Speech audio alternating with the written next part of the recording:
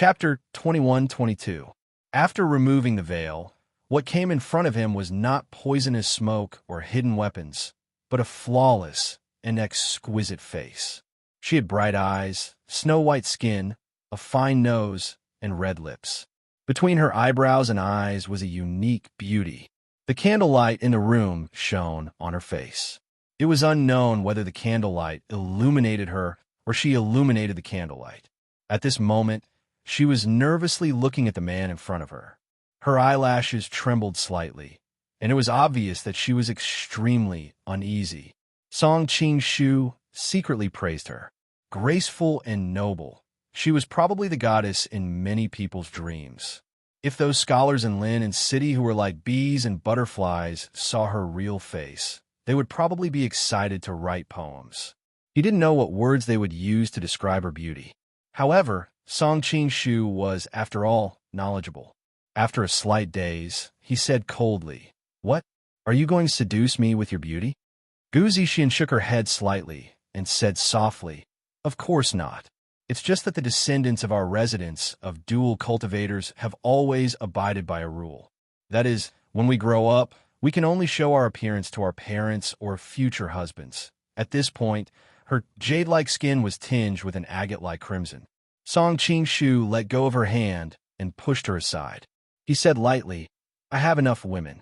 I'm afraid I don't have the fortune to enjoy them."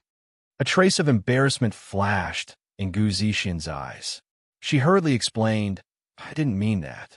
I just used this way to express that I didn't mean to harm you." Song Qing-shu nodded to show that he understood. He said, "By the way, why did your residents of dual cultivators set such a strange rule?" Hearing his gentle tone, Gu Zixian secretly heaved a sigh of relief. She said, "I don't know either. There has been such a rule since I can remember." Song Qing-shu couldn't help but laugh.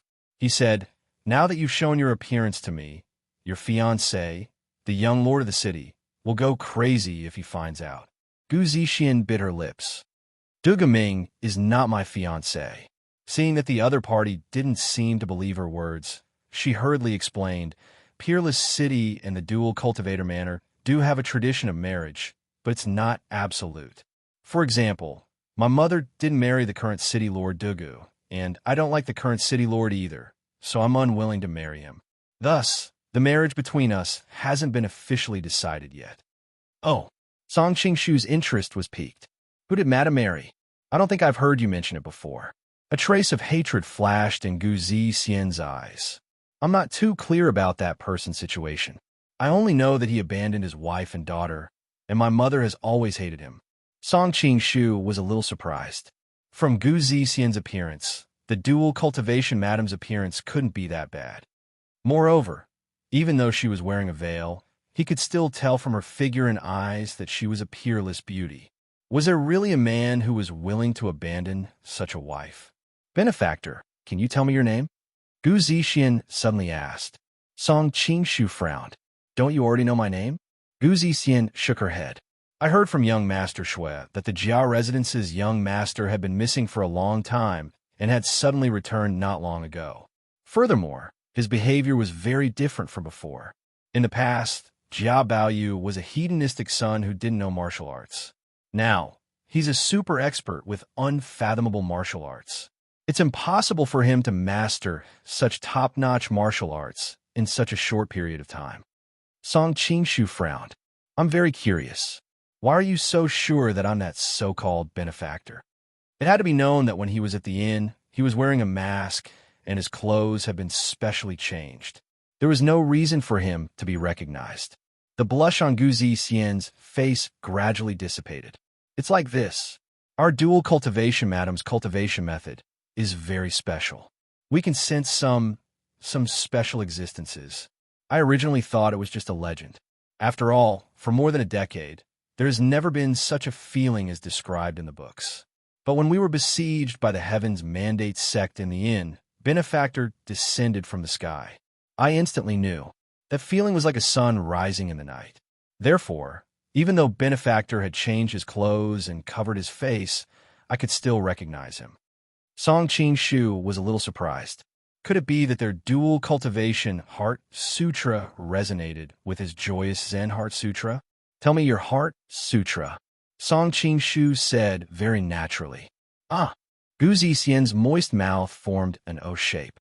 She felt that the number of times she blushed today was more than the number of times she had blushed in the past decade. If you don't want to, then forget it. With Song Qing-shu's current cultivation, he naturally wouldn't covet her martial arts. Instead, he wanted to determine if the two were related. Otherwise, why would there be such a mysterious connection? It's not that I don't want to, it's just... Gu Zixian twisted the corner of her dress nervously. She found it difficult to speak, but when she saw the other's expression, she was worried that refusing would brush off his intentions. She could only nod and say, I'm just worried that Benefactor will misunderstand some of it. Forget it, with Benefactor's abilities, you definitely won't think like an ordinary person.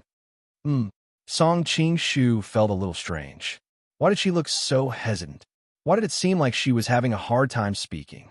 Gu Zixian was about to recite the incantation when her heart suddenly stirred. She looked at the man in front of her with anticipation. Benefactor, can you show me your true appearance? Song Qing-shu's eyes became sharp. Are you trying to negotiate? No. Gu Zixian waved her hand anxiously. It's just that when I demonstrate the dual cultivation heart sutra, I need to see Benefactor's true appearance. There's such a request? Song Qing-shu was very surprised. But judging from the other's expression and tone, this was indeed her sincere words and not a lie. He wondered why the martial arts of the dual cultivation house were so strange. Yes, Gu Zixian's head was almost touching her towering chest. Song Qing-shu hesitated for a moment, but he still took off the mask. My identity is very sensitive, and I can't let anyone know about it. So it's fine if you see it, but you can't mention it to anyone, and you can't draw it. He couldn't help but be careful. The women of this era were often proficient in the four arts. If she had nothing better to do and drew his appearance, it would be seen by someone who knew him. His identity would immediately be exposed. Seeing that she didn't answer and only stared at him with a strange expression, Song Qing-shu asked in confusion, What's wrong? Gu Zixian blushed and said in a low voice, I just didn't expect Benefactor to be so young. Previously, in the inn, the other party had heavily injured many old demons of the Heaven's Mandate sect. His martial arts were truly amazing. Everyone had tried to guess his origins. Although there were many different opinions, there was one thing they all agreed on. The other party was definitely not young. Otherwise, how could he have cultivated to such a level? But now that she saw his true appearance with her own eyes, he was actually so young and so handsome. Can we start now? Song Qing-shu reminded. Gu Zixian finally came to her senses and replied with a voice as soft as a mosquito. Song Qing-shu was waiting for her to explain the dual cultivation heart sutra when he suddenly saw her hands on her belt. Then, as if there was no friction between her skin, the robe on her shoulders naturally slid down, revealing her white jade-like body. What are you doing? Song Qing-shu thought of many possibilities, but he didn't expect it to unfold like this. Chapter 21-23. Gu Zixian lowered her head, and a visible blush rose from her neck. Her eyes wandered, and the shyness between her brows made people feel pity for her. Our dual cultivation house doesn't have a secret manual. Looking at the dazzling white body in front of him, Song Qing-shu felt his throat go dry. If you don't have a secret manual, you could have just dictated it to me. Why are you taking off your clothes? Gu Zixian's head was almost touching her chest. There are no secret manuals, no chants, no so-called mental cultivation methods, only the feeling of the body. The dual cultivation house uses this method to pass it down from generation to generation. We feel each other's body circulation routes. This method, even though she didn't say it clearly, Song Qing-shu could roughly guess that the most important part of the dual cultivation method was the circulation routes of vital energy.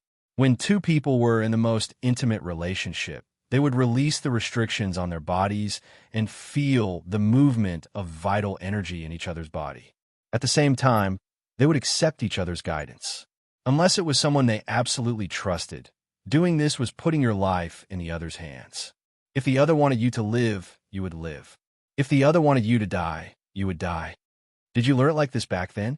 Song Qing-shu couldn't help but ask. Even though they had just met, a man's innate psychology made it hard for him to accept a beautiful woman having such an intimate relationship with someone else. Yes, Gu Zixian was quick-witted and quickly guessed his concerns. She continued, "It was my mother who taught it to me." The image of a mature and beautiful body entangled with a young and energetic girl appeared in his mind. Song Qing-shu couldn't help but touch his nose, worried that he might accidentally have a nosebleed. Benefactor, the dual cultivation method can't be taught orally. In a moment, when we are in the most intimate state, Benefactor can feel it yourself. Gu Zixian's eyes were bright, and her eyes were abnormally moist. Song Qing-shu did his best to dispel the chaotic thoughts in his mind. He sighed and said, "Princess, do you not know what this means?" "I know." Gu Zixian's voice was very small, and there was a trace of trembling. "Then I don't understand. We just met. Why are you this is too hasty?" Song Qing-shu said in a low voice. "But I'm willing." Gu Zixian raised her head, and her eyes flashed with determination. Sensing his frown, Gu Zixian hurriedly explained, "I'm not a frivolous woman. It's just that our dual cultivation house has a destined mission. Even though I don't like Duga Ming, in the end, I have no choice but to follow tradition and marry him. I can't resist this kind of fate. The only thing I can do is find someone I like. Even if we can't be together for a long time, but at the sweet memories, I have a good life. It's just that I've never met a man who could move my heart. The others couldn't even compare to Du Gumming until I met my benefactor." Gu Zixian bit her lips. Even though she felt shy, she knew that this opportunity would never come again. She continued to muster her courage and said, "I don't know why either. When I first saw Benefactor, even though you were wearing a mask, I was still deeply attracted to you. You were like a burning flame, and I was like a moth. Moth to a flame won't have a good ending." Song Qing-shu sighed. Moth to a flame won't have a good ending. From her words, he vaguely understood her mentality. Perhaps ever since she could remember, everyone had instilled in her the idea of marrying the young city lord of peerless Shuang City. This caused her to live in a state where she didn't have any thoughts about the future. As the saying goes, when things reach an extreme, they will move in the opposite direction. One day, she had an uncontrollable and bold idea. Coincidentally, his cultivation method was attracted to her mental cultivation method, so she boldly took this step. "But no matter how many times I do it, moths will eventually fly to a flame." Gu Zixian bravely looked at the man in front of her, and there was an indescribable light in her eyes. Seeing that he didn't respond, the figure in Gu Zixian's eyes gradually dimmed. She picked up the robe from the ground and said in a very sad voice, "Looks like it was my wishful thinking." Seeing her heartbroken appearance, Song Qing-shu knew that his actions had hurt her self-esteem. After all, there is nothing more hurtful than a woman taking the initiative to throw herself into a man's arms and being rejected by him. Song Qing-shu walked over and gently lifted her smooth chin. Looking at her delicate and flawless face, he noticed the faint traces of tears at the corner of her eyes. His heart softened, and his voice also became gentle. "Princess, don't misunderstand. I just haven't thought about how to deal with our relationship." As he got closer, Gu Zixian felt that the indescribable attraction was becoming more and more difficult to resist. Her whole body couldn't help but soften, and she fell into his arms. Before Song Qing-shu could react, a pair of soft lips pressed against his. Feeling the young and sweet breath of the girl, Song Qing-shu's heart also began to beat faster. At this time, he also faintly felt that there was an indescribable attraction from her body. It seemed that the dual cultivation method really did have some kind of indescribable connection with the Joy Zen technique. At this time, if he still let a woman take the initiative, it would be too ungentlemanly.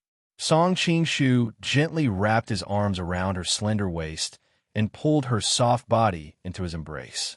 The young girl was no match for him. Very quickly, She was kissed until she was panting, and her whole body was soft and tender.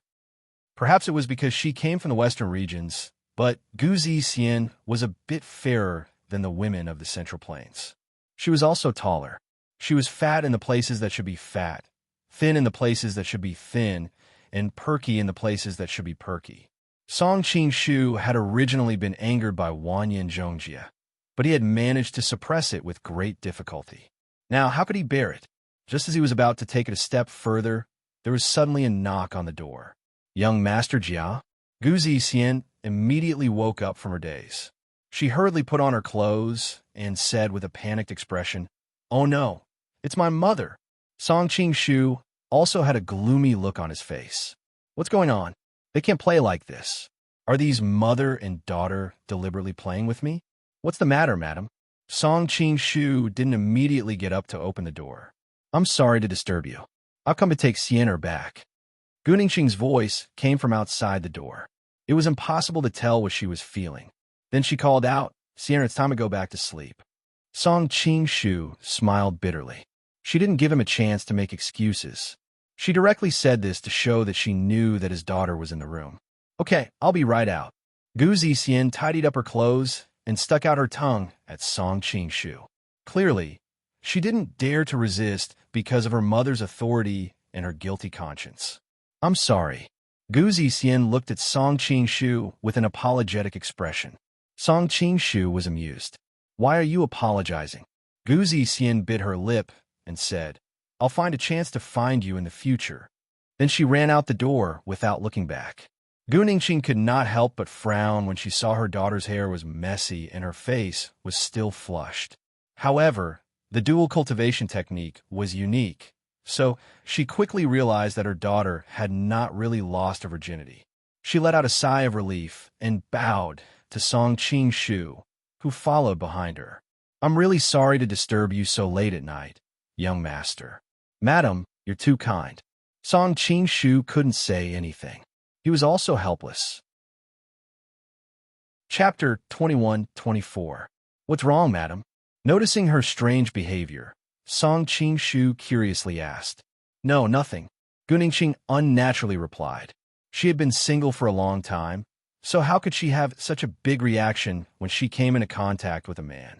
But when she came into contact with Galdan and the people from Wushuang City, there was nothing strange. If it wasn't for the fact that she had never heard a man using seduction techniques, she might have thought that the other party was a male version of Dan Yuru. The power of seduction towards women was too great. No wonder her daughter ran into his room in the middle of the night. Even she couldn't control herself, let alone her inexperienced daughter. Thinking of this, her legs unnaturally clamped together. Worried that she would make a fool of herself if she stayed, she casually said a few words and quickly pulled her daughter away. Looking at the backs of the two hurriedly leaving, Song Qing-shu's face was in a daze. He thought that the plot wasn't right. Shouldn't you be the one aggressively questioning me? The one running away should be me, right? After Gu Zixian was pulled and jogged for a while, she finally couldn't help but ask, "Mother, why are you running so fast?" Gu Ningxing's smooth, oval face couldn't help but turn red. Feeling a bit guilty, she couldn't help but become angry. "You still have the nerve to say that? It's all because of you." An unmarried girl ran into a man's room in the middle of the night. What's so shameful about it? Gu Zixian thought that she was pursuing love, so when she was called out like this, she couldn't accept it. Seeing that she still dared to talk back, Gu Ningxing became even more angry. She pointed at her body. "Look at yourself. The dress was worn in such a hurry, and the knot on the belt is wrong." Normally, Gu Zixian had a group of people to help her dress, and every detail was required to be meticulous. Now that she was dressed so messily, it was obvious that something was wrong. "Also, your hair is messy, and your face is so red. What did you guys do inside just now?" Gu Ningxing angrily scolded. "Nothing much." Thinking of the scene in the room, Gu Zixian's voice became lower and lower, clearly feeling a bit guilty. Gu Ningxing reached out to touch her daughter's face and angrily said to her, "Your face is so hot. Normally you are as clean as ice and as clean as jade. Why are you so? She hemmed, and hawed for a long time, unable to say that word. Gu Zixian bit her lips and was also a bit embarrassed. It's not like I treat everyone like that. It's just him. Did he give you some kind of drug? Gu Ningxing could not help but recall her strange behavior just now when she saw her daughter's watery eyes and coy look. No. Gu Zixian hesitated for a moment, then moved closer to her ear and said, He's actually the benefactor who saved us at the inn. Although he promised to keep it a secret, his mother was his only family in this world, and he had saved her before, so there was no harm in telling her. Is that him? Gu Ningxing was stunned for a moment. Then, a look of disbelief appeared on her face. How was that possible? Our benefactor's martial arts are unfathomable. He's like a god. How could he be such a young playboy? I tried. It's really him. Gu Zixian recalled how handsome he looked when he took off his mask, and she couldn't help but smile. How? Gu Ningxing was startled and subconsciously looked at her legs. Mother, what are you thinking? Gu Zixian was instantly embarrassed. It's his aura. Even though he was wearing a mask, when I saw him, it was like I felt the sun. There's no mistaking it. Aura. Gu Ningxing had a strange look in her eyes. In fact, she had a similar feeling. No wonder she had vaguely felt that Jia Baoyu was familiar. However, she didn't know if it was because of her age, but she wasn't as imaginative as her daughter. She could actually connect two people who were completely unrelated on the surface. Moreover, I was afraid that something might happen. Just now, I attacked him by surprise and tested his martial arts. In the end, I was suppressed by him in an instant. His martial arts are the same as before at the inn. Gu Zixian said complacently. Gu Ningxing believed her daughter's judgment.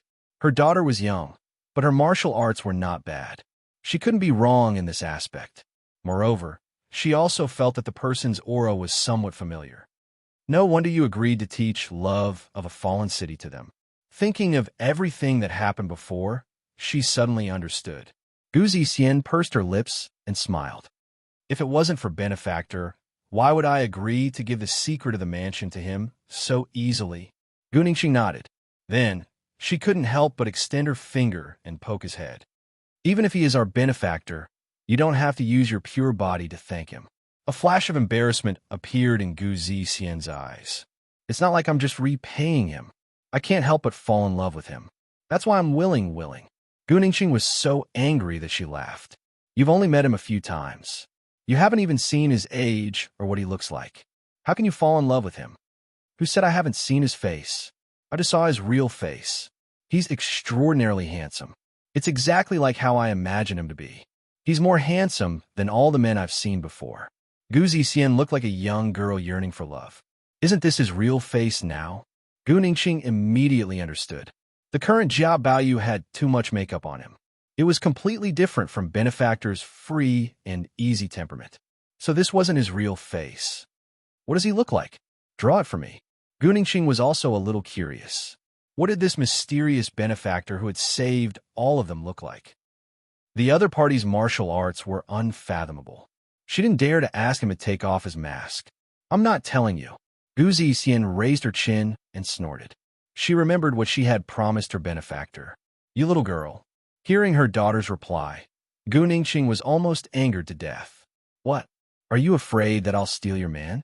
No matter how handsome he is, he can't be more handsome than your father. He's definitely more handsome than my father. Gu Zixian snorted. She looked like she couldn't be bothered to discuss it with her. Her eyes were full of little stars. She was so angry that the other party's teeth chattered. After the mother and daughter quarreled for a while, Gu Ningxing's expression gradually became serious. It's fine if you mess around a little, but you have to control yourself. You have to know that you'll marry the young city lord sooner or later. If you ruin your body before that, the dual cultivator's house and peerless city will become enemies. You didn't marry the city lord back then, Gu Zixian said unhappily. That's because I was young and insensible. Do you know how big of a storm I caused back then? Gu Ningxing sighed faintly, as if she didn't want to remember what happened back then. After that, the dual cultivator's house paid an unimaginable price to compensate Peerless City. If you do it again, you'll be challenging Peerless City's bottom line. When that happens, it means that both sides will go to war. Back then, when the dual cultivator's house had nowhere to go, it was Peerless City who took us in. As descendants, we shouldn't forget this kindness. I know. Gu Zixian waved her hand impatiently. Seeing her daughter like this, Gu Ningxing also felt a little guilty. After all, if she hadn't done that first, she wouldn't have ruined her daughter's opportunity. She could only persuade her, actually, as long as you keep your body clean and deal with Peerless City before you get married, it'll be fine. After that, if you still can't let go of your benefactor, I think no one will stop you from looking for him from time to time. Chapter 21-25. Gu Ningxing's expression was a bit embarrassed. After all, her suggestions weren't something a mother should say, but she truly felt sorry for her daughter. She sighed and returned to her room. Meanwhile, on the other side, Song Qingshu was leaning against the door frame, feeling the heat in his body. He felt extremely depressed. Tonight was really strange. First, he was tossed and turned in bed by Wanyan Zhongjia. Now that he had finally calmed down, the passionate Gu Zixian came running over. He had originally been conflicted for a while, but in the end, all his efforts had been for naught. Stinking brat, why did the dual cultivator princess come looking for you? Not long after Gu Zixian left, Shui Pan came over like a rat. Presumably, he was also curious, so he had been waiting nearby all this time. Song Qingshu rolled his eyes at him. Would you believe me if I told you that she came to offer herself as a pillow? This Shui Pan was really something. He clearly had a good family background and a dignified appearance, but his temperament was too dull and vulgar. He was truly a disgrace to his hedonistic son. Pa, the princess is as pure as ice and as clean as jade, noble and aloof. How could she do such a thing? Shui Pan was enraged. It was as if the goddess in his heart had been insulted. Noble and aloof? Song Qingshu was startled. He thought back to how Gu Zixian had lowered her head in front of him bashfully and passionately. It was difficult to connect the image of her with the one he was talking about. I'm warning you, she's the woman your big brother has taken a fancy to. She'll be your sister-in-law in the future. You're not allowed to have any ideas about her, not even in your heart. Shui Pan waved his fist in a warning manner. Otherwise, we won't be brothers anymore. Song Qingshu was speechless. He didn't know why Shui Pan was so dramatic. Even without him, Gu Zixian wouldn't have taken a fancy to him. Shui Pan suddenly realized a problem. Compared to a noble and peerless beauty like the dual cultivator princess, what were brothers? At the very least, he wouldn't have taken it seriously. His threat didn't seem to have any effect. After a moment's thought, he added, if you really have any ideas, I'll tell my sister that you can forget about becoming my brother-in-law. The more he spoke, the more pleased he became. He had finally found a way to threaten Shui Pan. What did you say? Right at this moment, an angry shout came from behind him. Shui Pan's body stiffened, and he turned around to see Shui Baochai glaring at him with a flushed face. Instead of being shocked, Shui Pan was overjoyed. He ran to his sister's side and said, Baochai, you have to discipline him. He clearly has you, but he still flirts with other women. Shut up. Shui Baochai really couldn't stand this idiot brother. I have nothing to do with him. Nothing to do with it? Shui Pan pursed his lips and looked at the two of them as if he was looking at an adulterous couple. Hurry up and go back to sleep. Shui Baochai wasn't in a good mood recently. Shui Pan was completely teasing her bottom line. Let's go back then. Shui Pan felt a little guilty when he saw that his sister was really angry.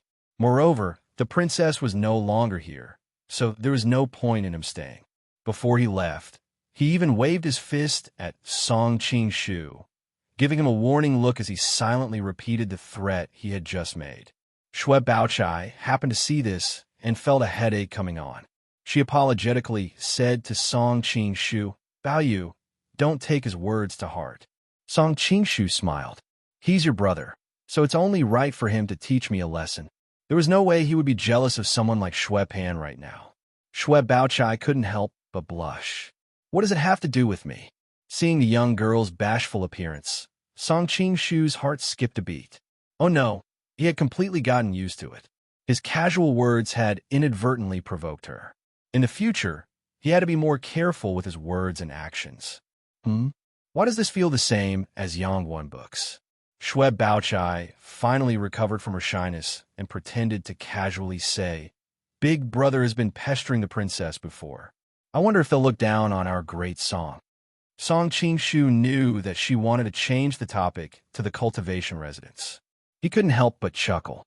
It's normal for young people to fall in love. Don't be too harsh on brother Shue. Shue Baochai blinked and stared at him. What about you? Do you also fall in love with that mysterious and beautiful princess? She's engaged to the young city, Lord of Peerless City. Don't think too much about it. Song Qingshu indirectly reminded her not to worry. Why would he look for you in the middle of the night when he's engaged to someone else? As a daughter of a noble family, Shue Baochai couldn't understand such a thing. Why would he look for you so late at night? Would you believe me if I told you that she took off her clothes as soon as she came in? Song Qingshu chuckled. Tui. Shue Baochai's face immediately turned red. Bao, have you been influenced by my big brother? How can you say such nonsense? The princess was extremely mysterious, but everyone knew that she was extremely conservative. When faced with many men who tried to strike up a conversation, she was a complete ice beauty. She didn't even show her face casually. How could she go to the house of a man she had just met in the middle of the night to take off her clothes? Shue Pan, who had returned to his room, couldn't help but sneeze loudly. How strange. Why am I sneezing so much tonight? Who's talking about me? Could it be the princess? Thinking of this, he laughed foolishly. At this moment, Song Qingshu was also very helpless. Everyone believed lies, but no one believed the truth. What kind of world was this? All right, since you don't want to talk about it, I won't ask why she came to look for you. Shue Baochai snorted. But you still have to be careful. There's no such thing as a free lunch in the sky. She must have an ulterior motive for getting close to you. Song Qingshu spread his hands. I'm just a hedonistic son of a rich family. Now that my family's power has declined, what's there for her to plot against me?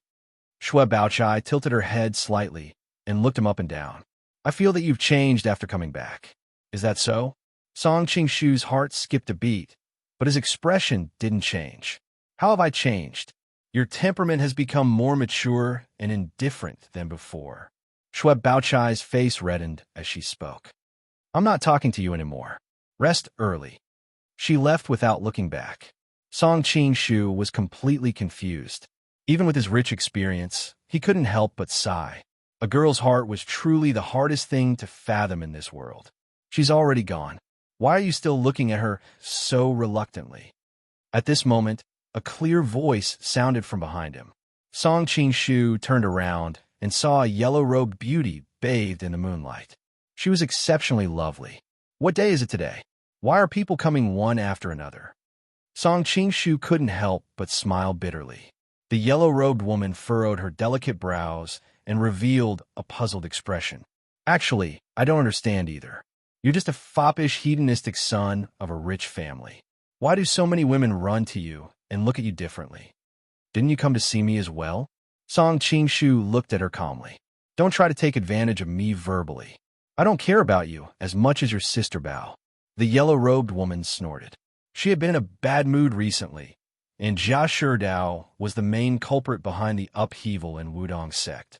Naturally, she wouldn't be nice to Jia Baoyu. Feeling the stiffness in her tone, Song Qingshu wondered if this woman was on her period these days. Why did the princess of dual cultivation come to see you? The yellow-robed woman asked. Nothing much. She just came to praise my handsomeness. Song Qingshu couldn't tell everyone that Gu Zixin came to his room to take off her clothes. What if someone really believed it? Who knew how much it would hurt her if she heard about it? Speak human language. The yellow-robed woman interrupted his boasting. He just wanted to ask me about the customs of the Central Plains. Song Qingshu casually made up a plausible reason. The yellow-robed woman nodded and murmured to herself, "What does she want?" She looked up and noticed that he was looking at her. She couldn't help but snort and say, all right. Be careful. This is like a knife above your head. Don't tell him all your secrets when you're mesmerized by his beauty." Then she turned around and left. At the same time, She thought it was strange that Jia Baoyu's eyes were so similar to that person's. How is that possible? I must be thinking too much. Song Qingshu let out a long sigh. The faint fragrance of the girls still lingered in the air, but in the blink of an eye, he was the only one left. As expected, 3 monks had no water to drink. Are you going to sleep tonight or not? A cold voice mixed with a bit of impatience sounded. Chapter 21-26. Song Qingshu knew it was Zhong Yuan Dianhong. He couldn't help but laugh. What? You can't sleep either? Zhong Yuan Dianhong's face darkened. So many people came looking for you. I wouldn't dare to be careless. Although he was secretly protecting the other party, it didn't mean that he didn't sleep for 24 hours a day. Most of the time, he would only pay close attention to the slightest movement on the other side. However, after one left, another would come. There was no end to it. He didn't even have the chance to take a nap. Song Qingshu cursed inwardly. Gu Zixian attacked me just now, and you didn't show up. But he could understand. After all, the two of them closed the door. Normal people would think something beautiful would happen next. He was far away, and Gu Zixian was instantly subdued, so he didn't know there would be a fight in the room. Can't you just pull a random girl into the room and sleep? Zhong Yuan Dianhong looked puzzled. Song Qingshu was speechless. An assassin's brain was really direct. Don't worry, no one else will come tonight. Rather than face Zhong Yuan Dianhong's zombie face, it was better to go back to the room and sleep. Seeing the tightly closed door, Zhong Yuan Dianhong nodded and disappeared into the darkness again. The next morning, the Southern Song and Jin envoys packed up and continued on their way to Xingqing Prefecture. Because of Wanyin Zhongji's permission, Galden's group also went with them. Shui Pan and the other noblemen were overjoyed and ran to the dual cultivator residence to ask about their well-being. But as expected, Gu Zixian continued to ignore them. She would only occasionally look at Song Qingshu with affection. Shui Pan and the others just happened to see it and thought it was for him. Thus, they became even more motivated. Of course, not all noblemen were as masochistic as Shui Pan. These people were all proud and arrogant. Even after being humiliated by Gu Zixian, they couldn't lower their pride and act like dogs. Fortunately, there were many women in the dual cultivator residence. Apart from the grandma who had a slightly heavy taste, the other maids were all pretty girls. The group quickly changed their target and enjoyed it. On a distant mountain, a few people from the Heavens sect watched the group leave.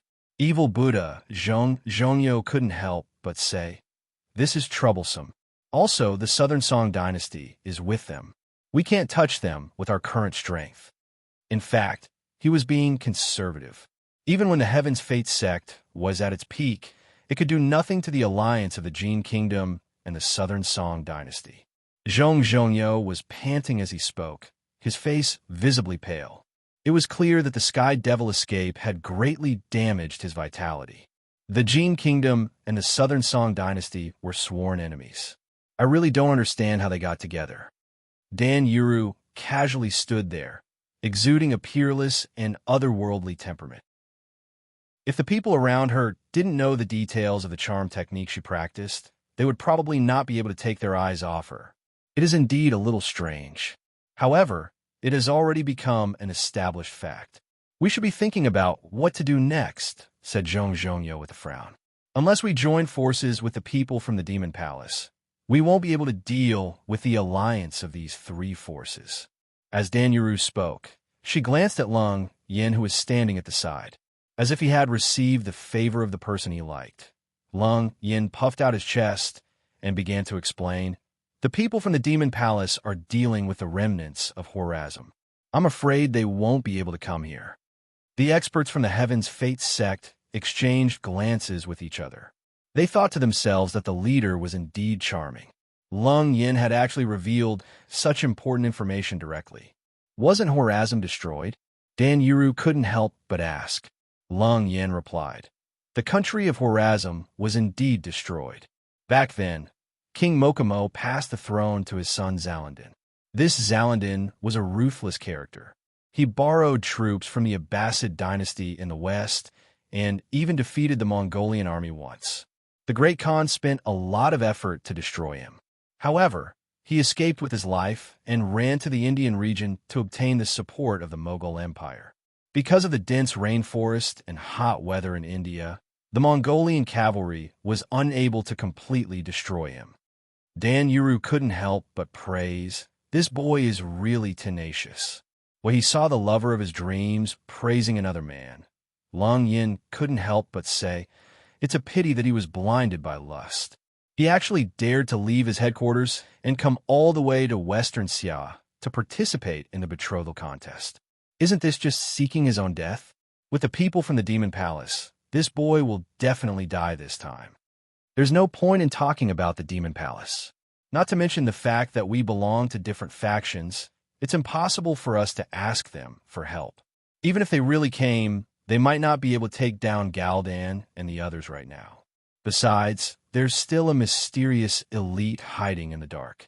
Zhong Zhongyo couldn't bear to hear people praise the Demon Palace. It should be known that the Heaven's Fate sect belonged to the Weed faction. They were not on good terms with the Demon Face sect, which belonged to the Demon Palace. Moreover, he had a grudge with the Demon Master Pangban in the past. If my master came, that mysterious elite would definitely die. Lung Yan's tone sounded as if he was saying something extremely certain. His eyes were filled with respect. It's useless even if Pangban came. His martial arts are only on par with mine. Zhong Zhongyo sneered. Over the years, my master's martial arts have improved by leaps and bounds. Lung Yin was indignant and instinctively argued. All right. Dan Yuru quickly came out to smooth things over. Since we can't deal with Galdan now, let's go back and ask His Royal Highness for instructions. We'll wait for his next orders. However, this time, we've lost many people and gained nothing. I'm afraid we'll be scolded by His Royal Highness. The group of people looked dejected. It should be known that they had come out with all their strength and were determined to win. That was why they had made a guarantee in front of Brother Ali Buj. In the end, this was the result. Being scolded was a small matter. If His Royal Highness looked down on the Heaven's Fate sect and started abandoning them to give resources to their competitors, that would be the biggest problem. Dozens of miles away, a group of people were fleeing in the desert with disheveled expressions. After much difficulty, they finally found an oasis. The group of people collapsed by the river and started drinking water. After catching their breaths, one of them stood up and looked around. Even though he was short, he was extremely muscular. Furthermore, he had a fierce aura. He was obviously the leader of this group. Seeing that there were no pursuers in the distance, he could not help but look at the graceful woman beside him with emotion. Military advisor is really clever. With a plan, we've managed to shake off the people from the Devil Palace. The woman he called military advisor was incomparably beautiful. It could be said that her eyebrows were like the mountains in spring, and her eyes were like autumn waters. It was a pity that her jade-like face lacked color and was slightly pale. However, there was another kind of sickly beauty that formed an unusual charm. We've only shaken off our pursuers temporarily. They'll catch up to us soon. The woman coughed a few times. There was a strange accent in her voice that was very different from the people of the Middle Kingdom. Calm. Miao Shuwu calm. Chapter 21-27. Madame Jeanne is too modest. You should know that the Devil's Palace never fails. Moreover, other than the Devil's Palace, almost all of them have come out this time. Madame Jeanne deserves the credit for temporarily shaking them off. A tall man from the western regions sighed with emotion. This woman was called Jeanne Su-san. Although she was young and beautiful, she was not married, but everyone called her Madame Jeanne. In the beginning, he was very unconvinced that this delicate woman was actually pointing fingers at him from the side. He felt that this kind of woman should lie on the bed and serve men was her forte. In the end, after experiencing this dangerous situation and witnessing her ingenious calculations, he was truly convinced. On the side, another lean man with a slightly red beard also chimed in. Madame Jeanne smiled slightly. If General Yin and General Zhuo weren't good at stealth tracking, I wouldn't have been able to shake off the people from the Devil's Palace, even if I had thousands of ideas. The two men, one tall and the other thin, were called Yin Muliang and Zhui Yuan Yuan. They were generals in the army of Khoresm. Your Majesty, I really don't understand. We are doing well in India. Why do we have to come all the way to Shishya to participate in the betrothal contest? Isn't it obvious that the Mongolians will hunt us down? The speaker was an old man in his 50s. He had a high nose and deep eyes. What left a deep impression on people was his silver hair that hung down to his shoulders. He looked extremely fierce. There was a strange purple-red circle around the edge of his deep eyes. It made people think that his kung fu must be extremely evil. He was the #1 expert in Khoresm. People called him the purple-eyed devil monarch, Hwaja Ao. He was quite famous in the outer regions. He was considered the most likely candidate to challenge the position of Nien Liandan and the other 2 grandmasters. The short but abnormally valiant man was the last prince of Khoresm, Zarandin. He replied in a deep voice, "If I hide in the Indian rainforest, no matter how powerful the Mongolian cavalry is, they can't reach me. But I can't forget the hatred between my country and my family. How many cities in Khoresm have been massacred by the Mongolians? How many wives and daughters have been robbed by the Mongolians? My father also died in the hands of the Mongolians. How can I drag out an ignoble existence?" After catching his breath and calming himself down, he continued, "The Mughal dynasty in India is lucky enough to take us in. It's impossible for them to send troops to help us fight against the Mongols. The Persian countries have been destroyed one by one, and even the terrifying Persian Ming dynasty has been destroyed. Now, the remaining countries are struggling at death's door. There's no way they can help us fight against the Mongols. Only the eastern countries are strong enough to fight against the Mongols. It's just that the East is vast and mysterious. We can't go there one by one. It just so happens that the higher-ups of the various countries will send representatives to participate in the marriage selection of Shishya. So, this is a rare opportunity. If we can unite the eastern countries, then there will be hope for the great cause of fighting against the Mongols." When Zarandin said this, his eyes glowed. It was obvious that this was something he had been pursuing. Madame Jeanne also nodded and said, "I agree with the king's approach. Instead of staying in India and waiting for death, it's better to take the risk and fight for a chance.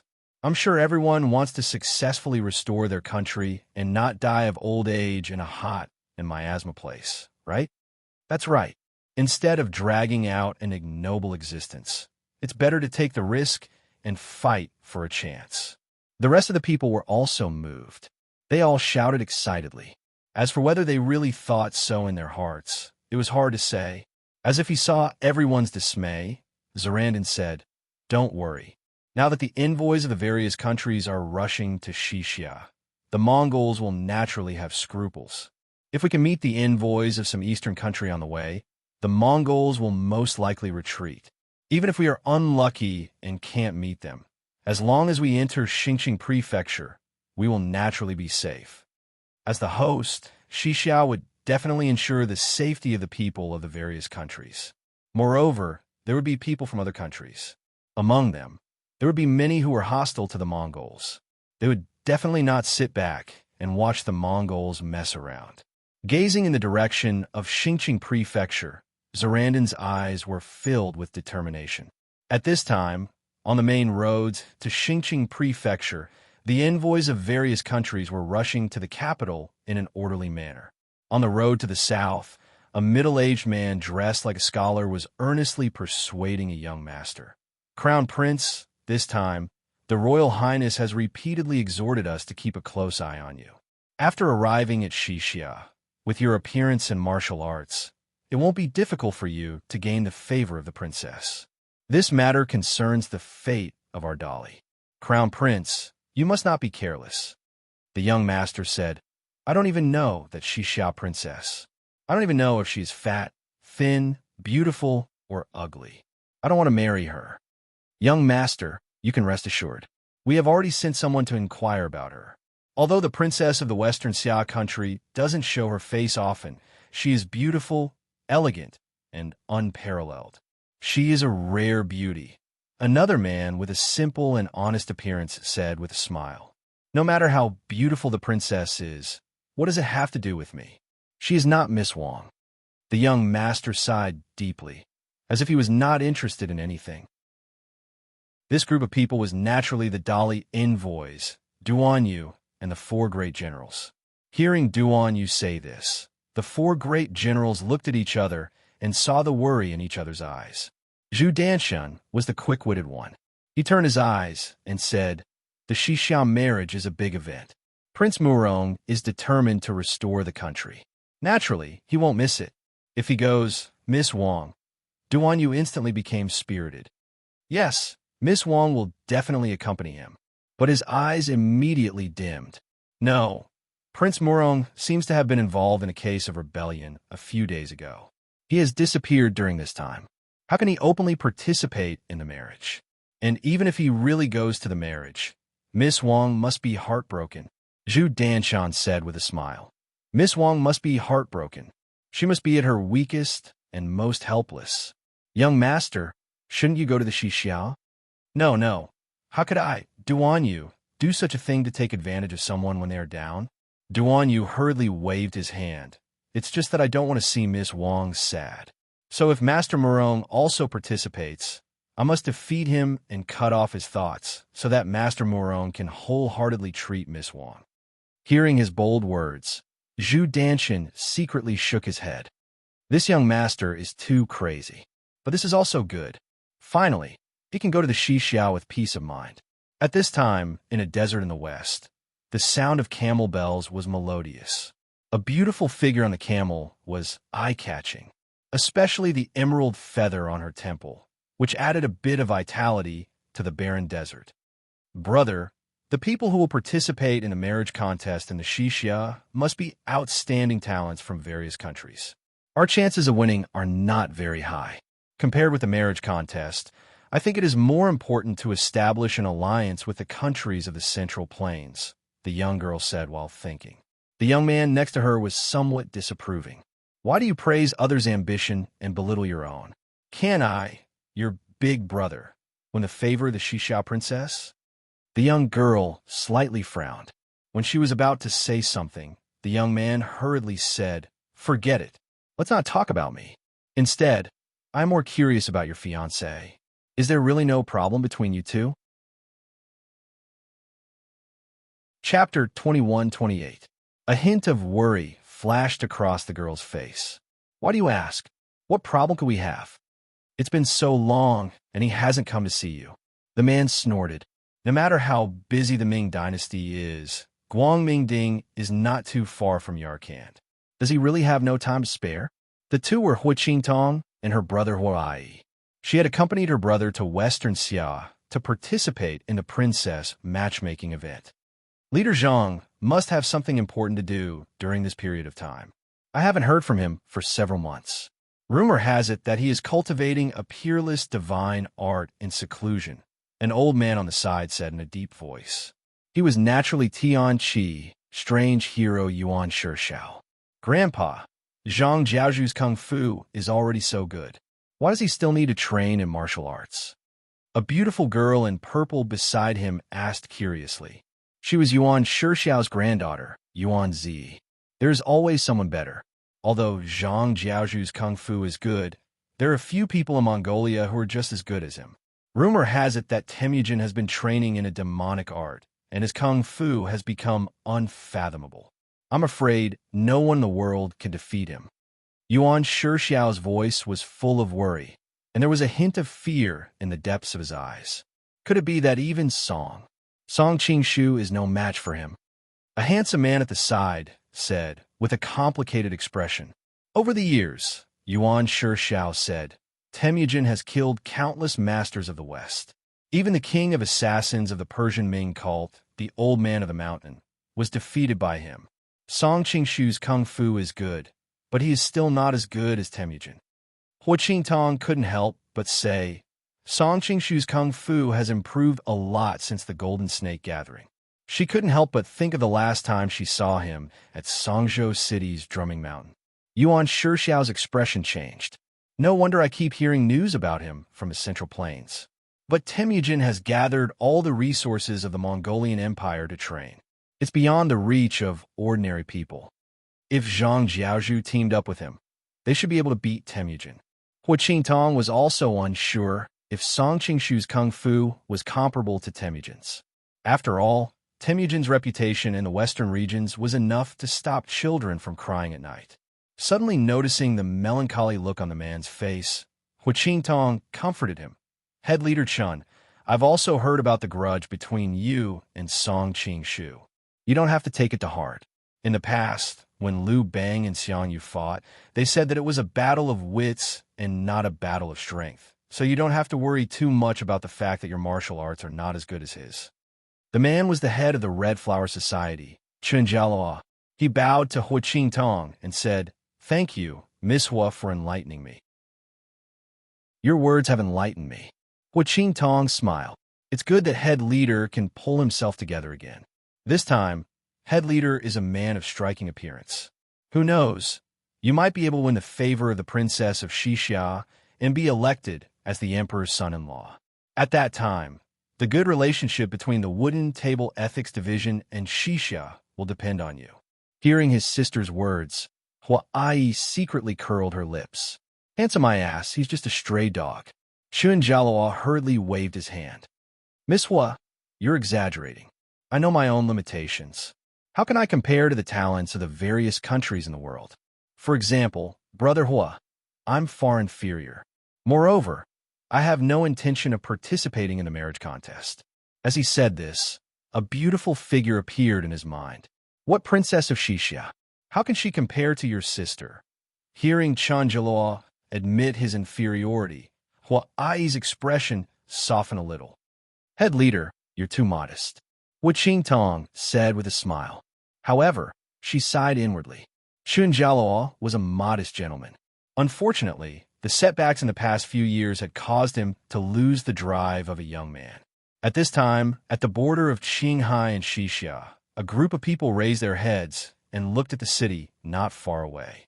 This group of people was dressed differently from the people of Xixia and even more differently from the people of the Central Plains. Zampu, we have been at war with the Western Xia all these years. But this time, we have come to participate in the Western Xia's marriage contest. Isn't it a little inappropriate? A man who looked like a monk from the Tantric sect asked as he looked at a handsome and extraordinary man beside him. This time, Zhong Zan is participating in the betrothal contest, and he's far away from our headquarters. This is an extremely rare opportunity, so how can I not give him a present? The handsome man sneered coldly as his eyes were filled with hatred. It turned out that he was the leader of the Tubo people in Qinghai. Tubo was no longer as prosperous as it was in the Tang dynasty. In the past few hundred years, it could be said to be extremely weak and fragmented. Decades ago, the Tubo Zan Pudama of the previous generation passed away. Yongdan, who was adopted by the first concubine, and O Song, who was born to the young concubine, began to fight for the position of Zanpu. The ministers were also divided into two factions. In the end, Yongdan won and occupied Lessa. O Song led his subordinates and settled down in Qinghai. In the end, he died with regret. Zan Siluo was O Song's descendant. Zan Siluo could be said to have surpassed his master. In recent years, he had unified the tribes near Qingtang and Hahuang and formed a powerful regime. Because it bordered Xixia, the two sides could not avoid all kinds of conflicts. Li Yuanhao had sent troops to attack Zan Siluo, but they were defeated several times by Zan Siluo. Therefore, the two sides could be said to be quite hostile. The greater the ability, the greater the ambition. Zan Siluo was not satisfied with just being the leader of the Tubo people in Qinghai. He wanted to be the king of the whole Tubo. Therefore, the current Tubo Zan was a target that he had to get rid of. Prince Zhongzan, as the descendant of Yongdan and the future heir of the Lessa royal lineage, could be said to be his natural enemy. Don't worry, state preceptor. In front of all the countries in the world, Xixia will not dare to do anything to us. Zan Siluo smiled contemptuously. Moreover, Xixia has been in frequent internal strife during this time. They will not have the spare power to deal with us. The tantric monk on the side was the state preceptor under Zan Siluo, Li Lizuan. He was proficient in Buddhism and had high martial arts skills. In recent years, Li Lizuan was able to build such a huge foundation for Zan Siluo. Compared to Xixia, I am worried that Zhongzhan will not be so easy to deal with, Li Lizuan said worriedly. Zhongzhan is naturally a good-for-nothing, but the great will wisdom King Jiumaji who escorted him here is not easy to deal with. Although it is a little embarrassing, I have to admit that in terms of martial arts talent, Jiumaji is above me. Zan Siluo chuckled. Sometimes, killing does not necessarily require a knife. What do you mean by that? Li Lizuan was curious. I heard that Princess Jinsheng is accompanying Zhongzhan this time. I heard that Princess Jinsheng is a rare beauty. She is Zhongzhan's mother in name, but they're about the same age. An old man with a young wife, and my son is still young and vigorous. See Baoyuo's eyes flashed, as if he already had a card up his sleeve. Apex.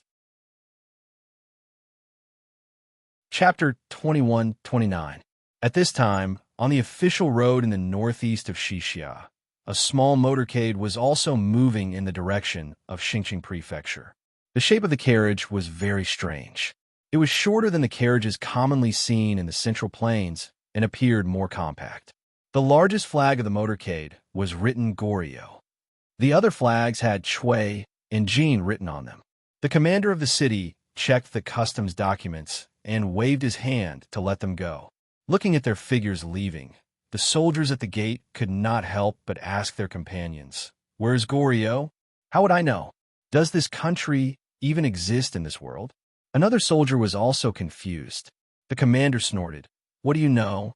Goryeo is thousands of miles away in the northeast. It seems to be in the east of the Qing dynasty. Even the crown prince of such a faraway country has come to participate in a marriage contest. Our princess is really charming. Of course, it is said that Princess Yinchuan's beauty is unparalleled. It is normal for the princes of other countries to admire her. Unfortunately, I don't have the luck to see the princess's real face. But the woman in the Goryeo envoy group is so beautiful. I think she is not much worse than the princess. You didn't see her. There is a younger one. She is so beautiful. Her skin is so soft that water can be squeezed out. Ahem, they should be sisters. Their temperament is somewhat similar. I think the elder sister is more beautiful. Boss, you really know your stuff. I don't think they are biological sisters. They don't look like each other, but they are both beautiful. If I can hug them and sleep, I will wake up laughing even in my dreams. You can't sleep if you hug them. If I were you, I would do it to death. That makes sense. Heh. In the faraway carriage, a beautiful girl's eyes flashed with a trace of anger. She was about to get up, but was gently held down by her companion. Senior sister, you also heard what those bastards said. Let me go and cut off their tongues. The girl's sword was slightly unsheathed. Obviously, she was very angry.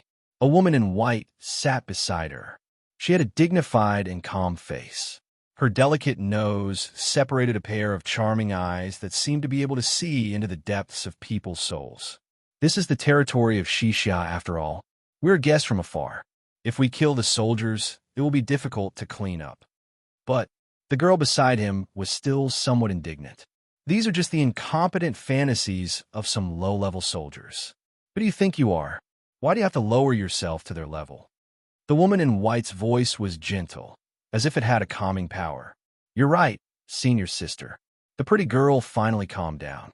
Compared to these people's wild imaginations, I'm more worried about Japan. Toyotomi Hideyoshi is about to unify the country. All kinds of information show that he intends to attack Korea. The lady in white was worried. Based on the Woku pirates' behavior in the past few years, these Dong-ing people are cruel and licentious. If they really attack Goryeo, I'm afraid we'll really end up like what those soldiers said. Xian, the beautiful girl, knew very well what kind of danger her senior and junior sister's appearance would bring, but she was still a little unconvinced. Japan is separated by the sea, after all. Even the powerful Sui and Tang dynasties failed to conquer our country back then. What's a mere Japan? The woman in white shook her head slightly. Things are different now. Back then, the Sui and Tang dynasties were tens of thousands of miles away from each other. The logistical pressure was very great. Although Japan is separated by the sea, it's much closer. Moreover, there's shipping, so it's much more convenient for logistical supplies. Also, when facing the attack of the Sui and Tang dynasties, the entire country was united and united. But now, Goryeo, I've always been confused. The powerful Chui family controls the court, and His Majesty can only be his puppet. All the knowledgeable people in the country are indignant. Master is obviously unparalleled in martial arts. Why didn't he kill the ****star Chui with his sword and let His Majesty take real power? The pretty girl looked eager to try. It was as if she would go and assassinate a powerful official to rid the emperor of evil if her master asked her to. You're thinking too simply. There are many things in this world that can't be solved by martial arts alone, the woman in white explained. For the past 100 years, several generations of the Chui family have controlled the court. Everyone in the country is their confidant. Their power is deeply rooted. How can it be solved by killing Chuiyu? When a Chui family group counterattacks, we may be able to protect ourselves with martial arts. But how can the people of the royal family survive? But do we just let the Chui family cover the sky with one hand and do nothing? The beautiful girl was obviously not satisfied with this answer. Master hasn't given up all these years. Otherwise, why did the Chui family not dare to usurp the throne, even though they control the court? The woman in white's eyes revealed an expression of admiration. It's because of Master's strength that the Chui family has scruples and doesn't dare to cross the line. Both sides have a tacit understanding to maintain the current balance. Master is magnanimous, but I don't have such a good temper. The beautiful girl tightened her grip on the sword in her hand. The people with the surname Chui are not good people. His father is a domineering and powerful minister, and his son, Chui Shi, is a ****starred who bullies men and women.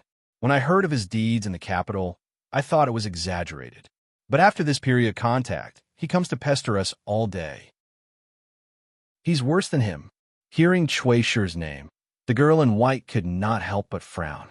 She looked at the carriage behind from the window, and a trace of disdain flashed in her eyes. Chui Shi is indeed an annoying playboy, but we have to think positively. If everyone in the Chui family group is like this, then it won't be long before the Chui family is doomed to fail. Chuiyu's son-in-law, Jin Ruoxian, is a talent. It's a pity that he married the daughter of the Chui family. Hearing the melancholy in her tone, the beautiful girl rolled her eyes. General Jin is indeed a talented man. What's rare is that he's upright. Many girls in the country like him. It's no wonder that you like him. The woman in white blushed. What nonsense are you talking about? How can I like him? I just feel that it's even more difficult to bring down the Chui family group with such a person. The beautiful girl said with a smile, I heard that General Jin and his wife don't get along well. This time, he came to Xixiao with us. Isn't this a good opportunity? It's lonely to travel thousands of miles away. With your charm, I think you can snatch him over if you show a little kindness. Bah, what are you talking about? The woman in white widened her almond-shaped eyes. Don't be angry, senior sister. I'm just thinking about the country. Senior sister, just sacrifice yourself. What's more, General Jin is a talented man. You won't suffer a loss. The beautiful girl had a mischievous look on her face, and her eyes curved into crescent moons. Then why don't you go and sacrifice yourself? You said that he's a good man. Why don't you go by yourself? The two girls soon got into a quarrel. I don't want to. My lover must be the kind of great hero who is handsome and unrestrained. Moreover, he's capable of stabilizing the country with his literary skills and stabilizing the country with his martial skills. Although General Jin is good, he's still not as good as I've imagined. Little girl, you only know how to daydream. How can there be such a man in this world? Humph, maybe we'll meet him in the Central Plains this time. In the carriage at the back, a man in luxurious clothes, but with a wretched appearance, heard the faint bell-like laughter in front of him. He couldn't help but scold. These two hoofs, laughing so wantonly. Are they trying to seduce me? Obviously, he was the Chui Shi that the sisters were talking about. A man with a calm and resolute face said with a wry smile, "Young master, they're the disciples of the brilliant sword master, Fu Kalen. Their status is aloof. I'm afraid we can't use force." Chapter 21:30. Hearing his words, the man next to him showed an expression of wanting to laugh, but not daring to. Especially when he thought of how badly he was beaten by the little girl before. He almost couldn't hold it in. The two girls are highly skilled in martial arts and have a high status. I'm afraid we can't stand up for you. Chui Heng suddenly turned around and glared at him fiercely. "Jin Rinjun, are you laughing at me?" "No." The man next to him looked solemn, without the slightest hint of a smile. "You better not. You have to know your identity. You're just a servant of our Chui family." Chui Heng obviously transferred the anger of the two girls to him. "You're right." Jin Rinjun lowered his head, and anger flashed in his eyes.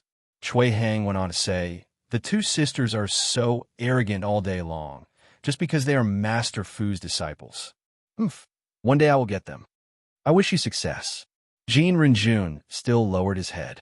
Chui Heng sneered, "Why? You don't believe me?" "I don't dare." Jin Rinjun replied.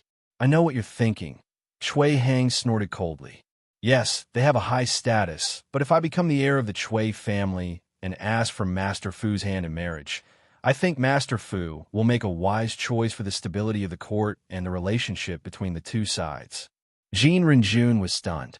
If he really inherited the position of the Chui family, then Master Fu was really likely to marry his disciple to him. After all, in the eyes of people at their level, character was no longer important.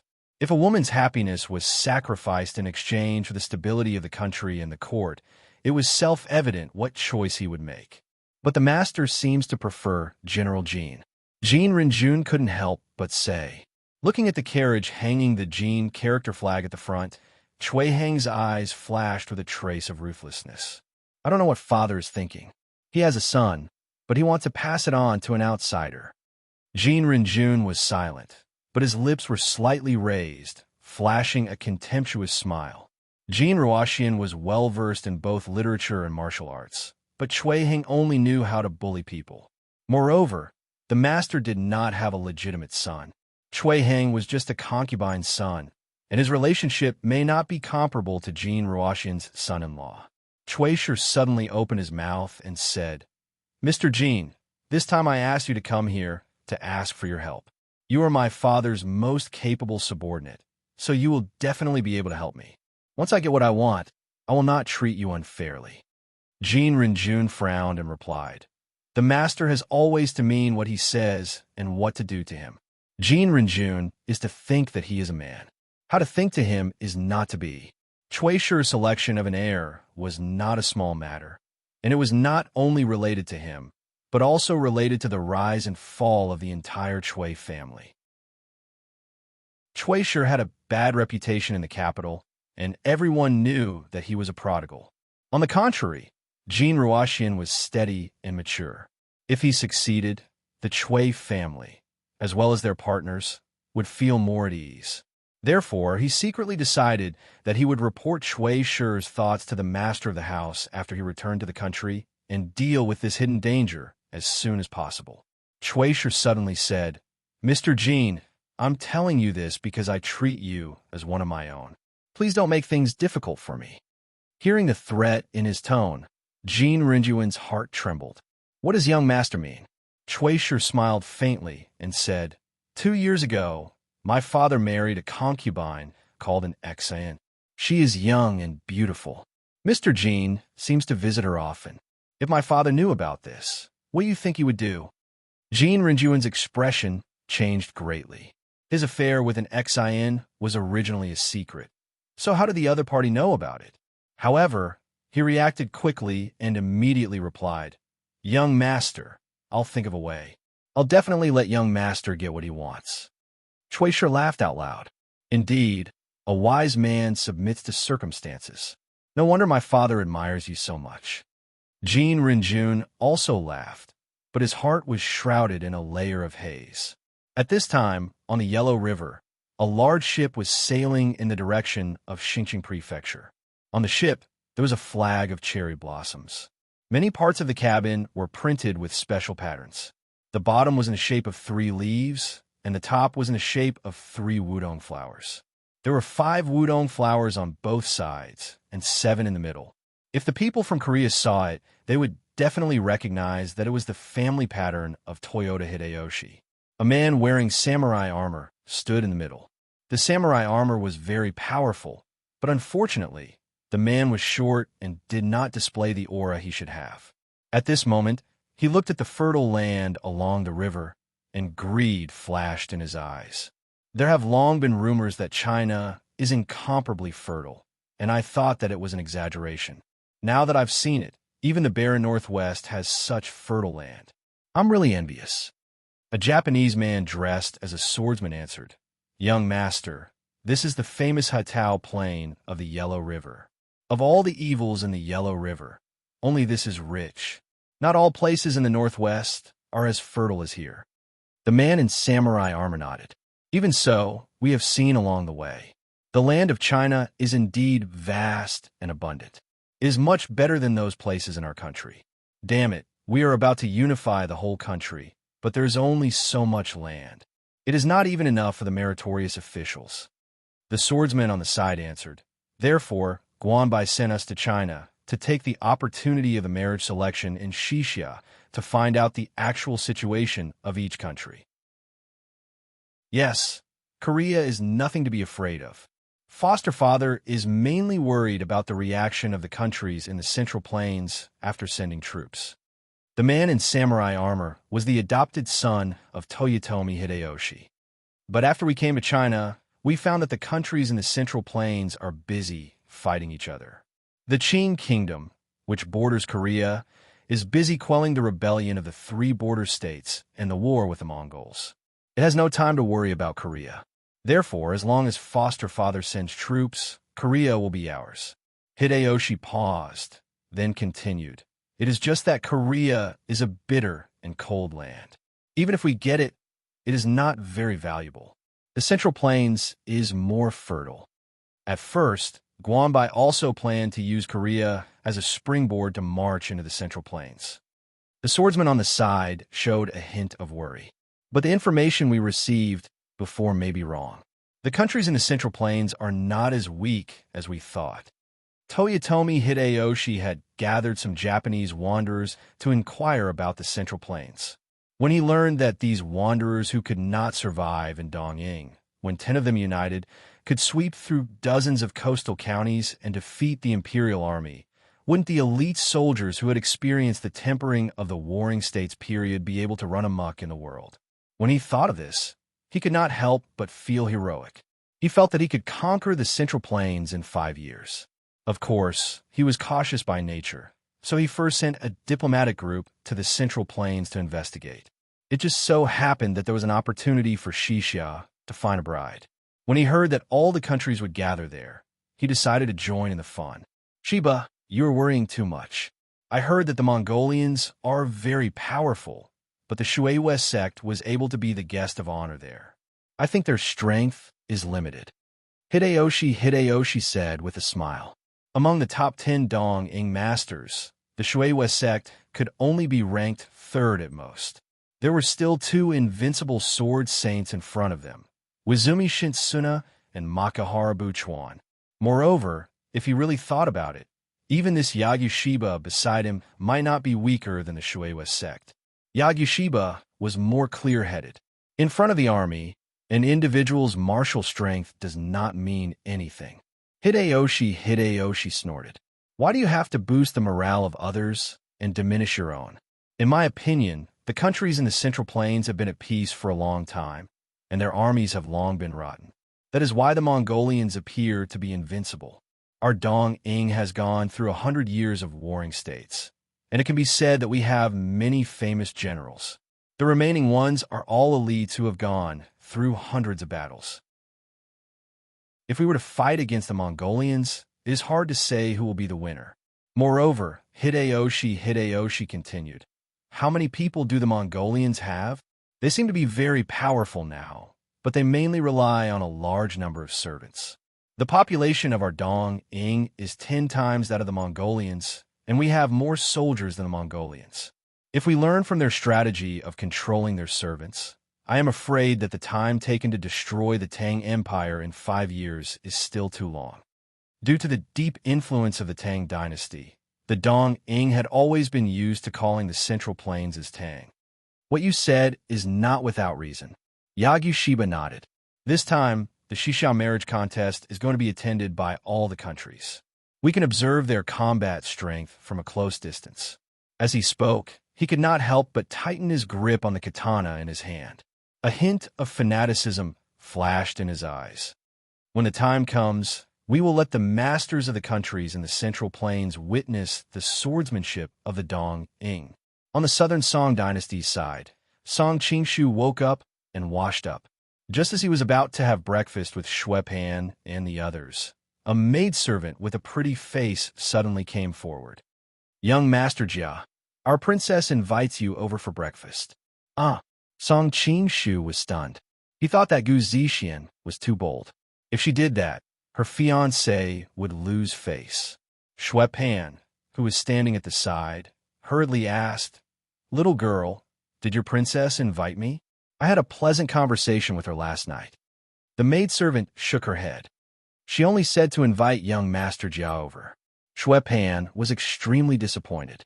He then turned around and glared at Song Qingshu fiercely. He wanted to strangle him. The others beside him also looked at him with envy and jealousy. The Liu brothers looked at each other. They were the ones who did not want to see Jia Baoyu prosper the most. After all, they had betrayed the Jia clan. Naturally, they hoped that the Jia clan would completely decline and have no chance to rise again. However, this time, Jia Baoyu was really unexpected.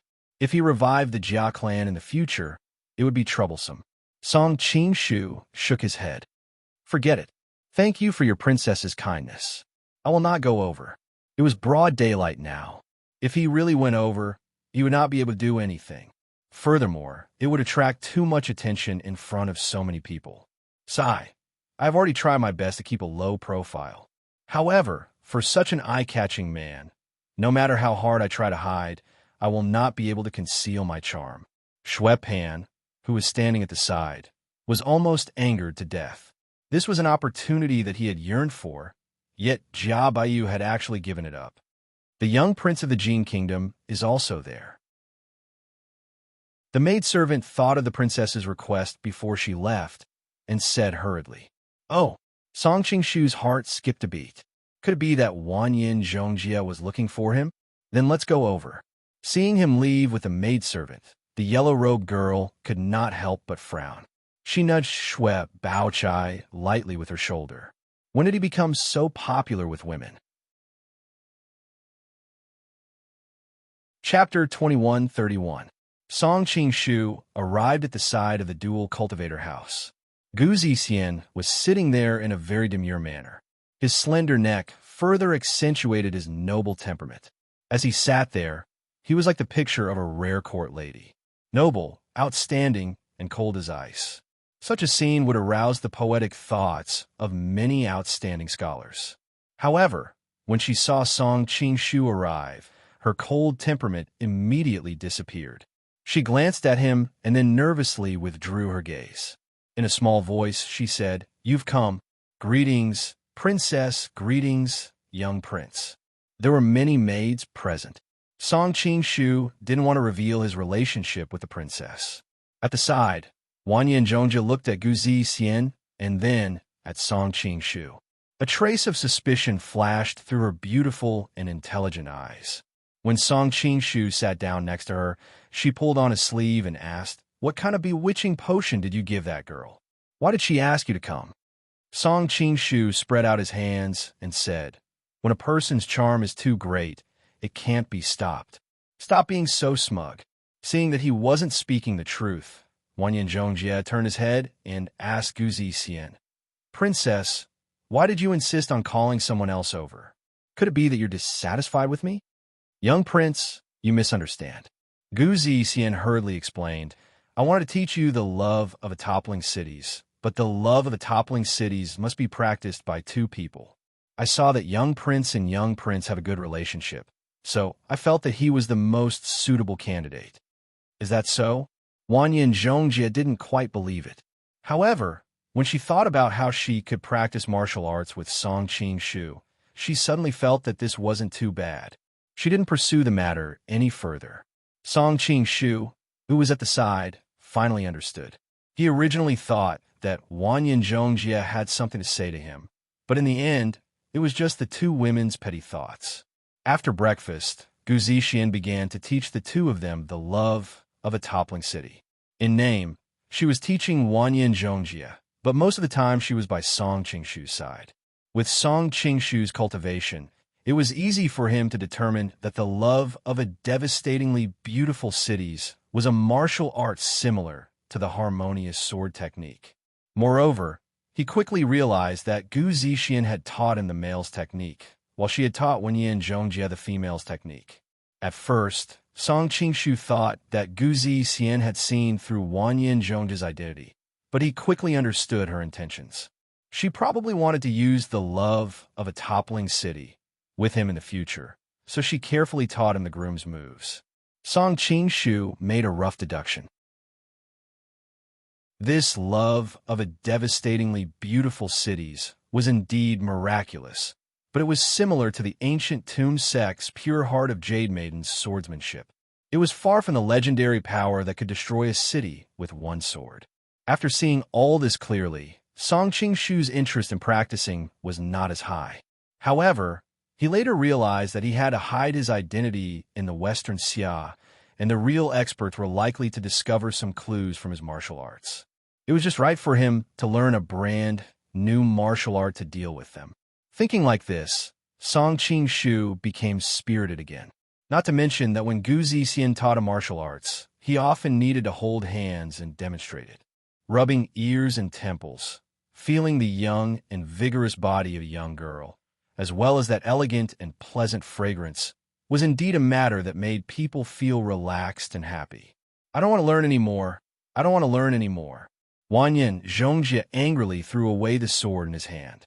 The more he watched, the more he felt that Gu Zixian was deliberately looking for an opportunity to get close to Song Qingshu. The two of them weren't learning martial arts. They were completely flirting. Wanyan Zhongjie felt like an outsider standing here. What's wrong with the little prince? Gu Zixian, who was originally in high spirits, couldn't help but look at him with a puzzled expression. Nothing. I just don't want to learn anymore. Wanyan Zhongjie curled his lips. He thought to himself, what a vixen. She's really good at seducing men. As soon as she arrived, she charmed the Southern Song dynasty's young masters. Now, even Brother Song seems to have fallen for her. Thinking of this, he couldn't help but feel regret. If he had known earlier, he wouldn't have agreed to take in Galdan and the people from the double cultivation house. Let's go play chess. The more he thought about it, the more annoyed he became. Wanyan Zhongjie grabbed Song Qingshu's hand and left. Song Qingshu smiled and didn't refuse.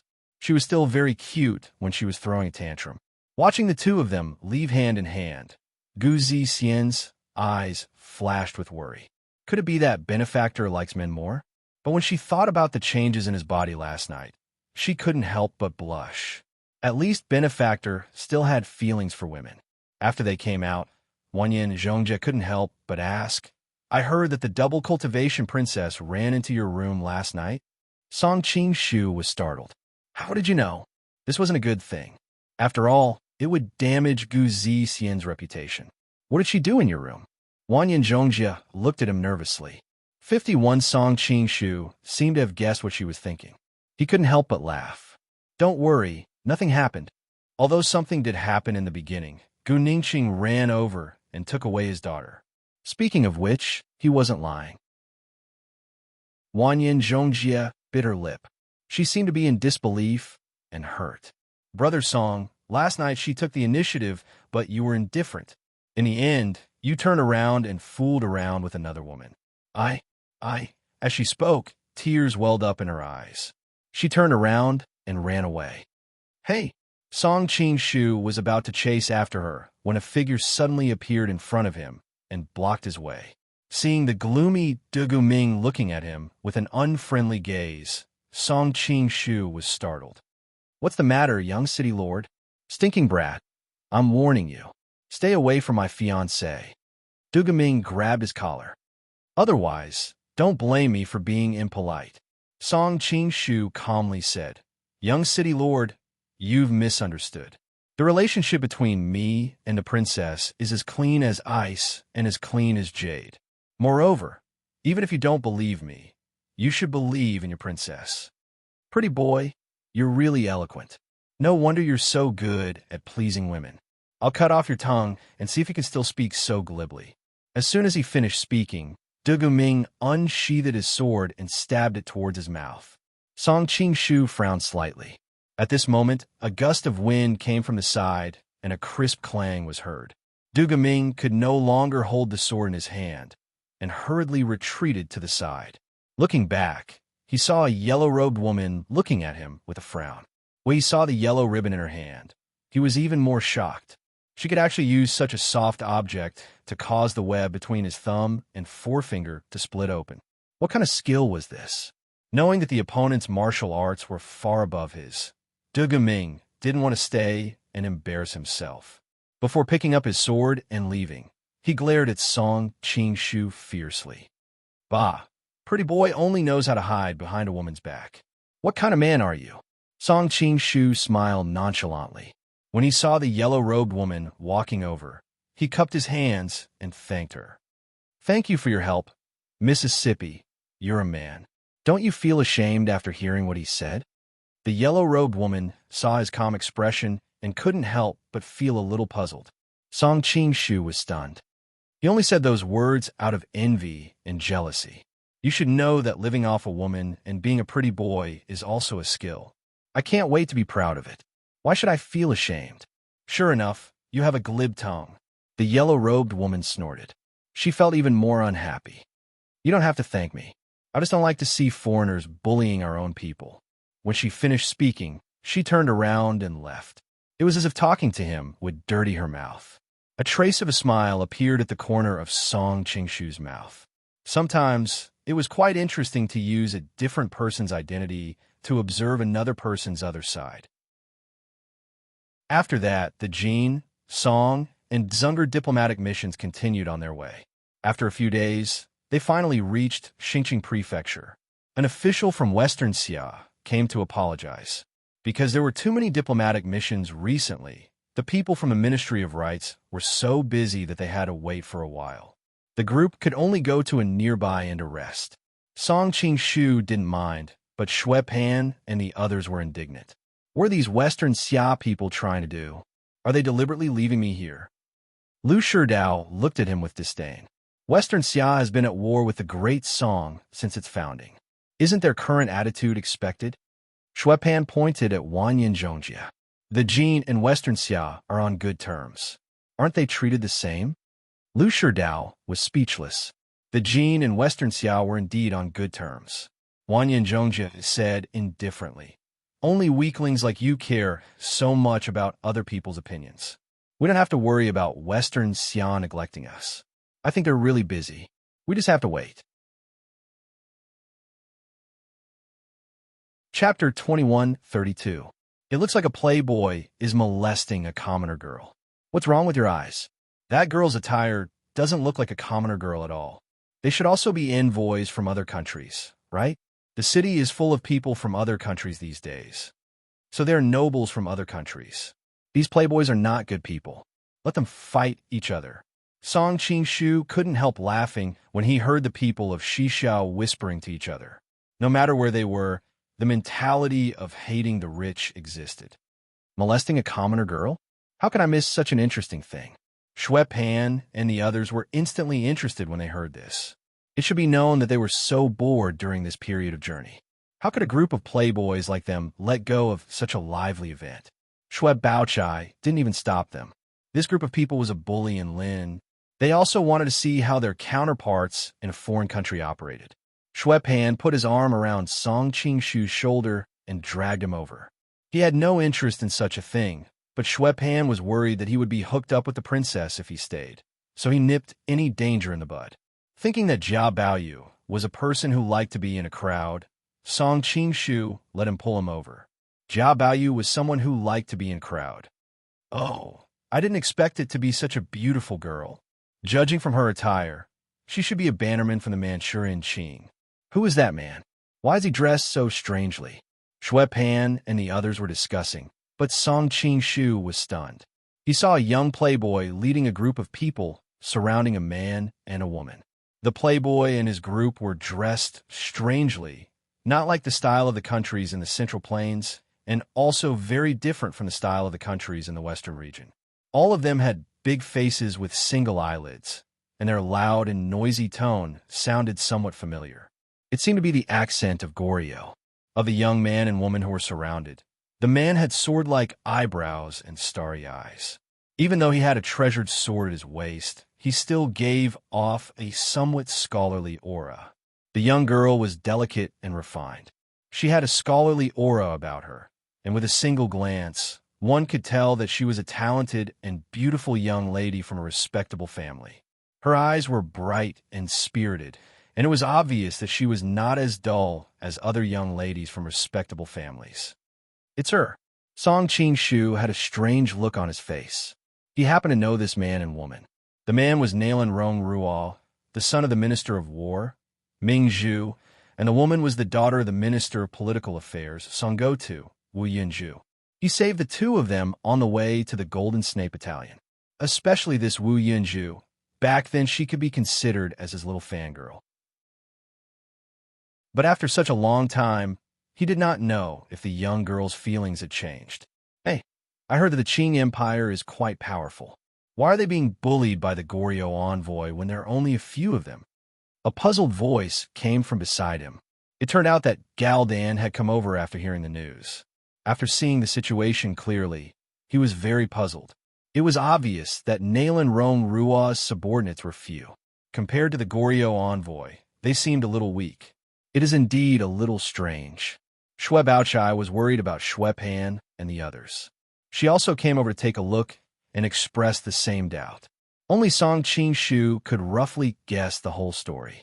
It seemed that Dongfang Muxuan knew that the marriage contest of Xixia was a trap set up by herself. These participating disciples were only here to go through the motions. Naturally, she would not pay much attention to it. Raindrop Study House because when Song Qing-shu and Dongfang Muxue came to power, they had to support their own trusted aides. Ming Zhu and Song Go-tu, who were old ministers of the Kanshi Emperor, would definitely be alienated. However, they could not act too hastily. So, they conveniently sent Ming Zhu's son to participate in the contest to show their so-called favor. If they had sent a large group of people to protect them like other countries, Dongfang Muxue probably would not have the time to do so. As a result, the Qing envoy seemed a little weak. These Goryeo people are too arrogant. Wanyan Zhongjie also came over. After witnessing everything, he could not help but feel angry. It should be known that the Jin and Qing kingdoms were brothers. Seeing the Qing people being bullied, he could not help but feel a sense of common hatred. Go, break a leg of each of those Goryeo people. He turned around and gave the order to the warriors under his command. In this kind of situation, he naturally would not trouble Ouyang Feng. However, the accompanying warriors of the Jin kingdom were all very valiant. They were more than enough to deal with those Goryeo people. Yes, just as the group of people were about to follow the order, two beautiful women in white suddenly appeared.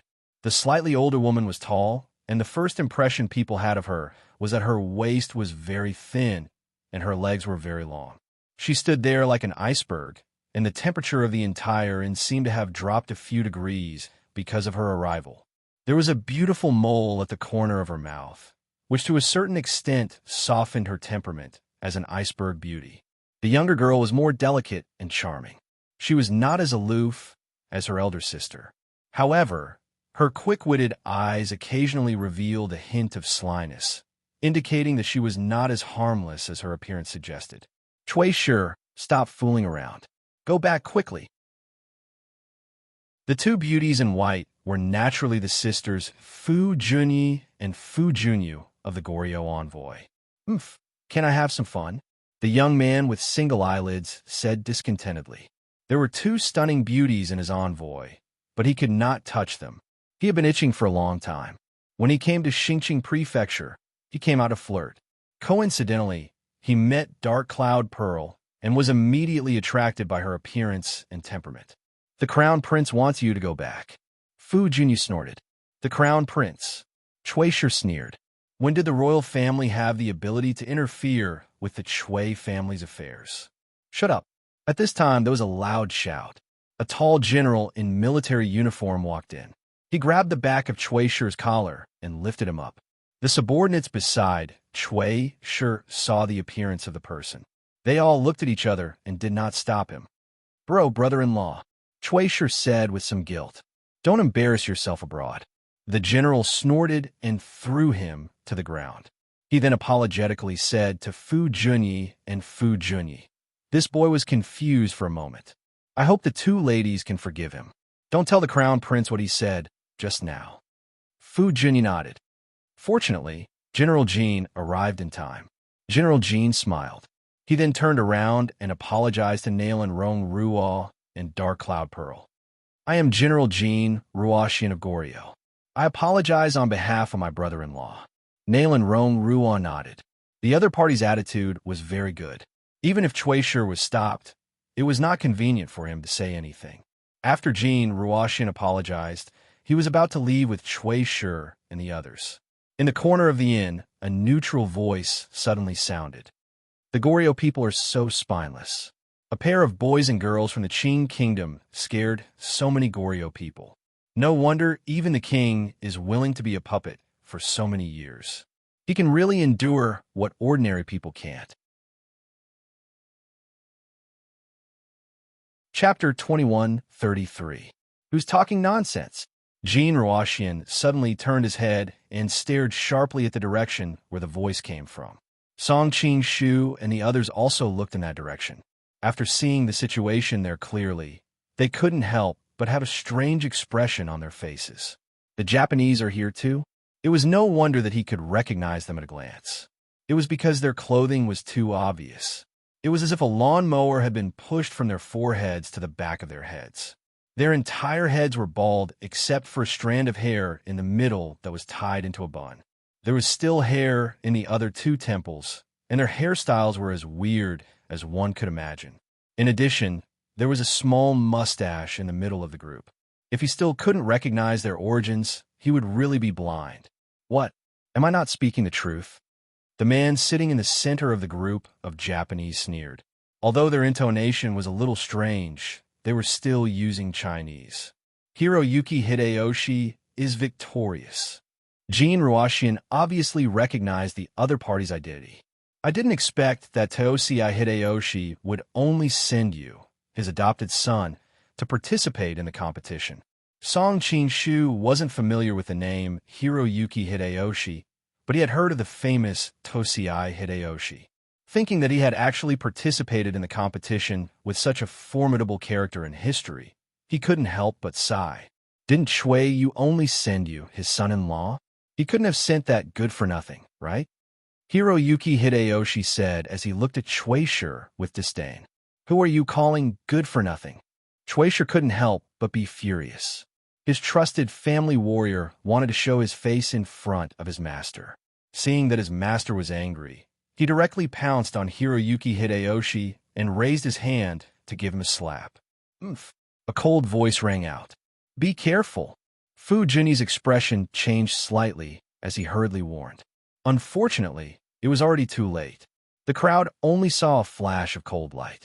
Before they could see anyone make a move, the Goryeo warrior had already been split into two. Oh, murder, murder! The surrounding group of people who were originally watching the show didn't dare to stay after seeing such an exaggerated and bloody scene. They all screamed and ran out. You haven't paid the bill yet. The owner of the inn tried to stop the guests, but everyone was running out. Who could he stop? These goddamn foreigners. The boss wanted to cry, but no tears came out. He wanted to settle the score with the Japanese, but the bloody corpses on the ground were still steaming hot. He didn't dare to approach them. As for Gao Li's side, the people who had just died were their people. Their expressions were extremely ugly. At this time, whoever went up would be unlucky. These Japanese are really disgusting. Wanyanjongja was, after all, a young girl. She subconsciously turned her head away and cursed under her breath. Song Qingshu's eyelids twitched. This person was indeed a little F***ed up. If he wanted to kill him, he could have just killed him. Why did he have to do this? Who was he trying to disgust? However, whether it was the speed or the timing of that slash, he had indeed mastered it to perfection. New stream? Are you Yagyu Damasho or Yagyu Jubiai? Fu Jinyi stared coldly at a samurai beside Hidekitsu and asked. New stream was a sect founded by the Japanese sword saint, Waizumi Shinsuna. However, Waizumi Shinsuna's status in Japan was very high and he was very old. His status in Japan was similar to Zhang Sanfeng's in the Central Plains. Clearly, this person couldn't be him. The one who had received Waizumi Shinsuna's teachings was his disciple Yagyu Munyo. Yagyu Munyo was also a grandmaster in Japan and was very old. In that case, this person could only be his son Yagyu Damasho or his grandson Yagyu Jubiai. 600-inch Swoka, you have good eyesight. I'm Yagyu Jubiai, that samurai said proudly. Clearly, he was very proud of the surname Yagyu. Fu Jinyi said coldly. Although my companion was a little rude first, he doesn't deserve to die. Aren't you being too ruthless? My skills are inferior, and my death is not to be regretted. Yagyu Jubiai raised his head, clearly not feeling apologetic at all. These Japanese are really arrogant. Shui Pan couldn't help but mumble. Lu Sherdao, who was at the side, said, I don't think he did anything wrong. After all, it was the Koreans who attacked first. If the Japanese were inferior, they would be the ones being humiliated now. After all, it's very embarrassing to be slapped in public. The lady in yellow humphed, stop fooling around. Be careful not to get yourself into trouble. Only then did Shui Pan and the others shut up resentfully. Song Qingshu turned his gaze to the other two people beside Yagyu Jubiai. One of them had messy hair and looked extremely dispirited. To a certain extent, he was even a little sloppy. However, Song Qingshu didn't dare to underestimate him at all because the blade in his hand would definitely be faster and sharper than Yagyu Jubiai's. The other person was dressed in a purple warrior's robe. His entire appearance was much cleaner and neater. He had a long, dark blue ponytail, and his temples hung down to his collarbone. He was very handsome. If the first person looked like a sloppy man who wandered the streets of Jianghu, then the one in the purple warrior's robe looked more like an elegant young master. However, what caught Song Qingshu's attention was definitely not his appearance, but the sword on his back. This was a sword that people would never forget. It was very long, longer than all the swords he had seen before. It was more than 5 feet long, making people wonder how the owner of such a long sword could wield it. However, Song Qingshu didn't dare to underestimate the two of them. Although Yagyu Jubiai's blade was amazing, that was all. After all, it was still lacking. However, these two people had the cultivation of a grandmaster, which made him secretly click his tongue. There were actually so many experts in Japan. It seemed that he had underestimated them before. What a good way to say that your skills are inferior. Since that's the case, let me experience your Neo-In style blade technique. Fu Jinyi's wrist shook, and the long sword in her hand was already slowly unsheathed. It was as if there was an invisible wind blowing past. Her cloud-like hair fluttered freely in the wind, giving off a dignified sense of beauty. Wow, this girl from Korea is really beautiful. Lower your voice. Can't you see that she's very skilled in martial arts? Tisk, she's fighting with the Japanese. How would she care about us? Shui Pan and the others began to comment on the side. They all sighed that although this trip was boring, they really saw one beauty after another. Song Qingshu also nodded secretly. This girl in White's appearance and temperament were indeed outstanding. At this moment, Wanyanjongja secretly poked his waist and said sourly, Don't tell me that you want to be a hero and save the damsel in distress because she's beautiful. Song Qingshu was speechless for a while. Am I that kind of person in your eyes? Moreover, with her martial arts, she doesn't need anyone to save her. Judging from her breathing and temperament, this girl from Korea was definitely an expert. Against Yagyu Jubiai, she would definitely be able to protect herself with ease. I've long heard of the fame of Master Brightsword of Korea. He and our patriarch are both known as the sword saints of their respective countries. However, seeing is believing. Miss Fu has received the true teachings of Master Brightsword, and I've also learned some superficial knowledge of the Neo-Yin style. It's just the right time for us younger disciples to have a good fight. Yagyu Jubiai didn't dare to be careless. He stood up and tightly grasped the hilt of the blade at his waist. Master Brightsword, also surnamed Fu, Song Qing-shu had a strange expression as he stared at the two girls in white. He thought that this world was really chaotic. Even they had come out. Chapter 2134. A group of Shixiao warriors filed in. The leader wore a green robe and had a long beard that reached his chest. His face was dark, and his eyes were wide open and full of expression. However, his legs were crippled, and he held a pair of wrought iron staffs. His aura was faint, and he looked like a living dead. The person who came was the leader of the four villains, Duan Yanqing. He glanced around and roughly understood what had happened. During this time, there were many people from various countries in Xingqing Prefecture, so it was easier for them to cause trouble. Therefore, the people of Class 1 Hall patrolled around the clock. Just now, someone had been killed in the inn, and the escaped guests had already spread the news, so they rushed over. This is a grudge between Dongying and Goryeo. Please don't interfere, Yagyu Jubiai said coldly.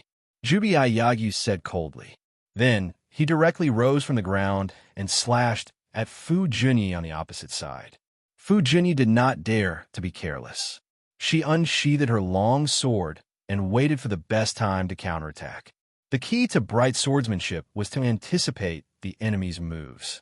To do all this, one must have good eyesight and careful observation. She was not in a hurry to attack before figuring out the opponent's strength. Seeing that the opponent did not take his words seriously, Duan Yanqing's face flashed with anger. He snorted coldly and attacked with the iron staff in his hand. The timing and speed were just right, and the power of the one sun finger hit Yagyu Jubiai's blade. Ding!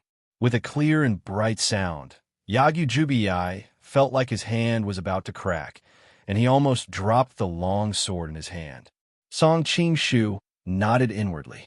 As expected of the demon that even Jiu Maji and Ding Chunxiu were afraid of. His power and battle experience had reached the point of perfection. It was no wonder that Murong Fu and a few of his family warriors were unable to defeat him. The reason why he had always been looked down upon was largely because he had lost to Qiao Feng. In addition, Qiao Feng had thought that he would need 5 or 6 Duan Yanqings to attack him together before he would run away. However, with Song Qing-shu's current cultivation, Qiao Feng could not beat 5 Duan Yanqings. 2 or 3 Duan Yanqings could fight Qiao Feng, and the outcome was still unknown. Yagyu Jubiai flew back and glared at Duan Yanqing angrily. Sneak attack from the side is not what a gentleman would do. Duan Yanqing said lightly, "This is Xixia, and we are responsible for the security of the city. You are not allowed to make trouble in private." In his heart, he was clear that he had the upper hand by attacking from the side just now. If he were to fight his opponent face to face, he might not be able to resolve this move so easily. Jubiai Yagyu wanted to say something, but the warrior with disheveled hair next to him stopped him. Today is not a good time. The purple-clothed warrior next to him also said, "There's no need to offend the Western Xia." Seeing that the two of them had spoken, Jubiai Yagyu nodded and didn't say anything. Even Yuchai He Daikitsa, who had always been arrogant, didn't have any objections. Song Qing-shu was even more curious. Just who were the other two people? How could they have such high prestige? Seeing that the Japanese had settled down, Duan Yanqing started to send people to clean up the mess in the inn. At the same time, he got people to lead the various countries' envoys away from this place. Are we going to let it go just like that? On Goryeo's side, Cui Shi had a look of resentment on his face. It wasn't a big deal for one of his subordinates to die, but he was the one who was humiliated and slapped in the face just now. If he left just like that, where would he put his face? This is the Western Xia's territory after all. The crown prince still has to look for a bride. Jin Ruoxian secretly tugged at his sleeve and reminded him in a low voice. Fu Junyi glanced at the Japanese and said, "There are still two unfathomable experts on the Japanese side. If we really fight, we might be at a disadvantage." At this moment, she had also sensed that the two of them were extraordinary.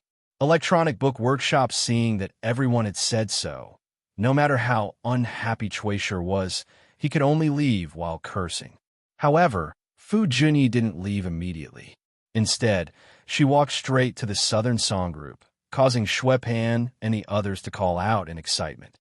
"May I ask if you're the envoys from the Song country?" Fu Junyi directly looked at the yellow-robed woman and Shui Baochai. Among this group of people, whether it was Wanyan Zhongjie or Galdan, their attire was different from that of the Han people, so it was easy to distinguish them. Among this group of Han people, the yellow-robed woman and Shui Baochai's temperament was especially outstanding. At a glance, it was obvious that they were the leaders. As for Shui Pan, who was fawning over them, she directly ignored him. The yellow-robed woman and Shui Baochai looked at each other and saw the doubt in each other's eyes. "May I know what this young lady wants?" Fu Junyi's pair of beautiful eyes swept over the group.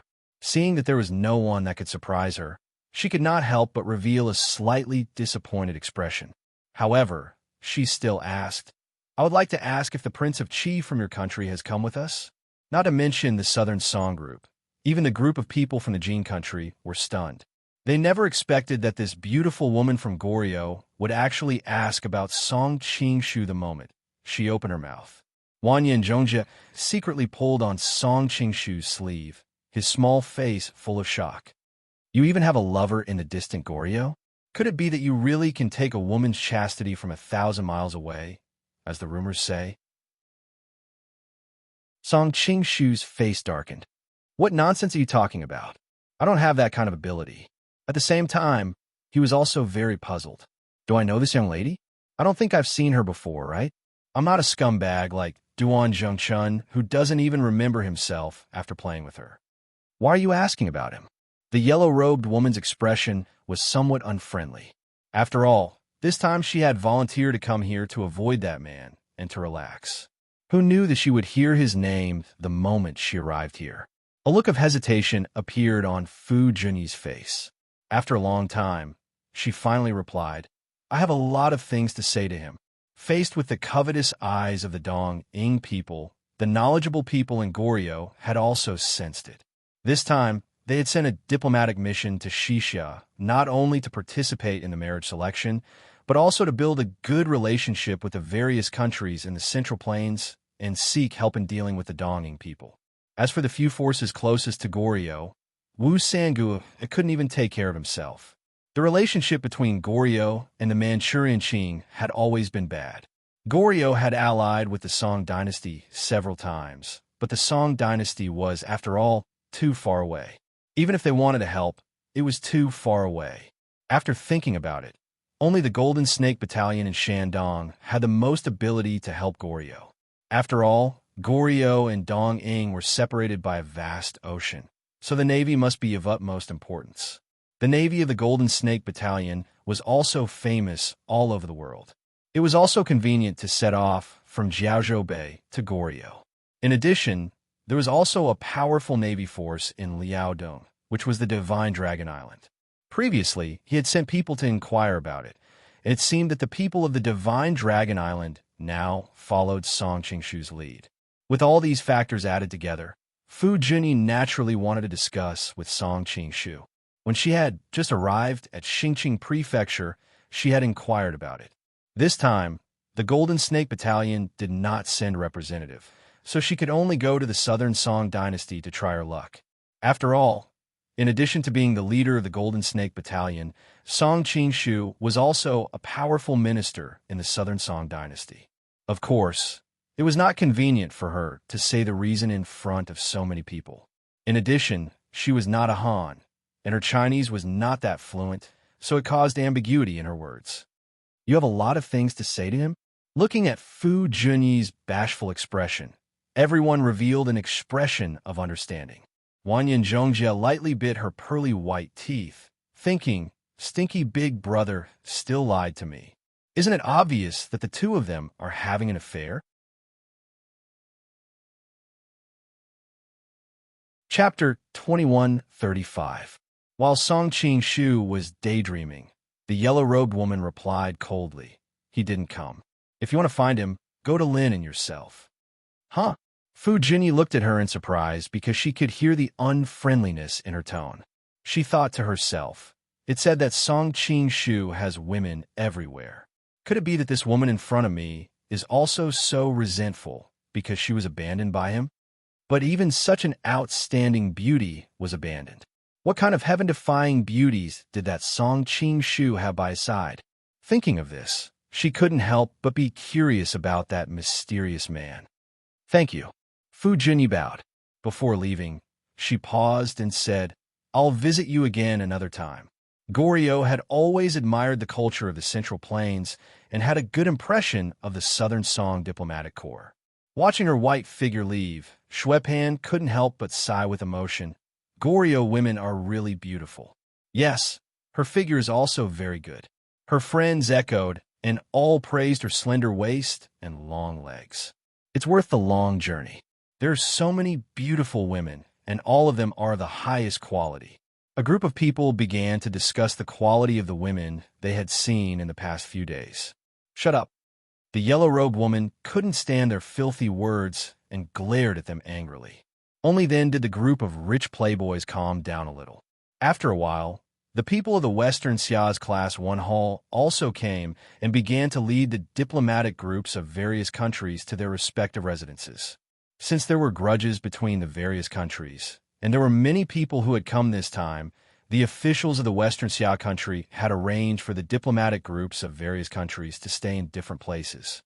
It was especially true for some countries that were old enemies of the Western Xia country. They were even further away from each other to prevent any conflicts between them. For example, the diplomatic corps of Jin Kingdom and Southern Song Kingdom were stationed in the north of the city and the south of the city respectively. Hearing that they were so far away, Wanyan Zhongjia immediately became unhappy and asked to stay with the people of Southern Song. At the same time, he said that they had traveled together and were already familiar with each other. Galdan and the people of the residence of dual cultivators also made similar requests, but the officials of Xixia said that they had no choice but to follow the orders of their superiors. Wanyan Zhongjia felt helpless. In addition, Song Qing-shu used the secret voice-sending technique to comfort her. So, she could only purse her lips and follow the Xixia officials away. Song Qing-shu and the others were taken to the guest house in the southern part of the city. Galdan and the others were taken to another place. When they left, the dual cultivator princess looked back at Song Qing-shu reluctantly. Unfortunately, in front of so many people, she couldn't speak her mind. Galdan and the others looked worried. On one hand, they were worried about the threat of the Mongolians. On the other hand, they had worked so hard to get closer to the Jin Kingdom, but now they had to go their separate ways. The only one who was happy was probably the young master of Peerless City, Du Gumming. During this period of time, his fiancée's attitude toward the pretty boy of Southern Song Qing-shu made him almost go crazy with jealousy. But the residence of dual cultivators was independent of Peerless City, and the princess had always been cold, so he couldn't be angry with his fiancée.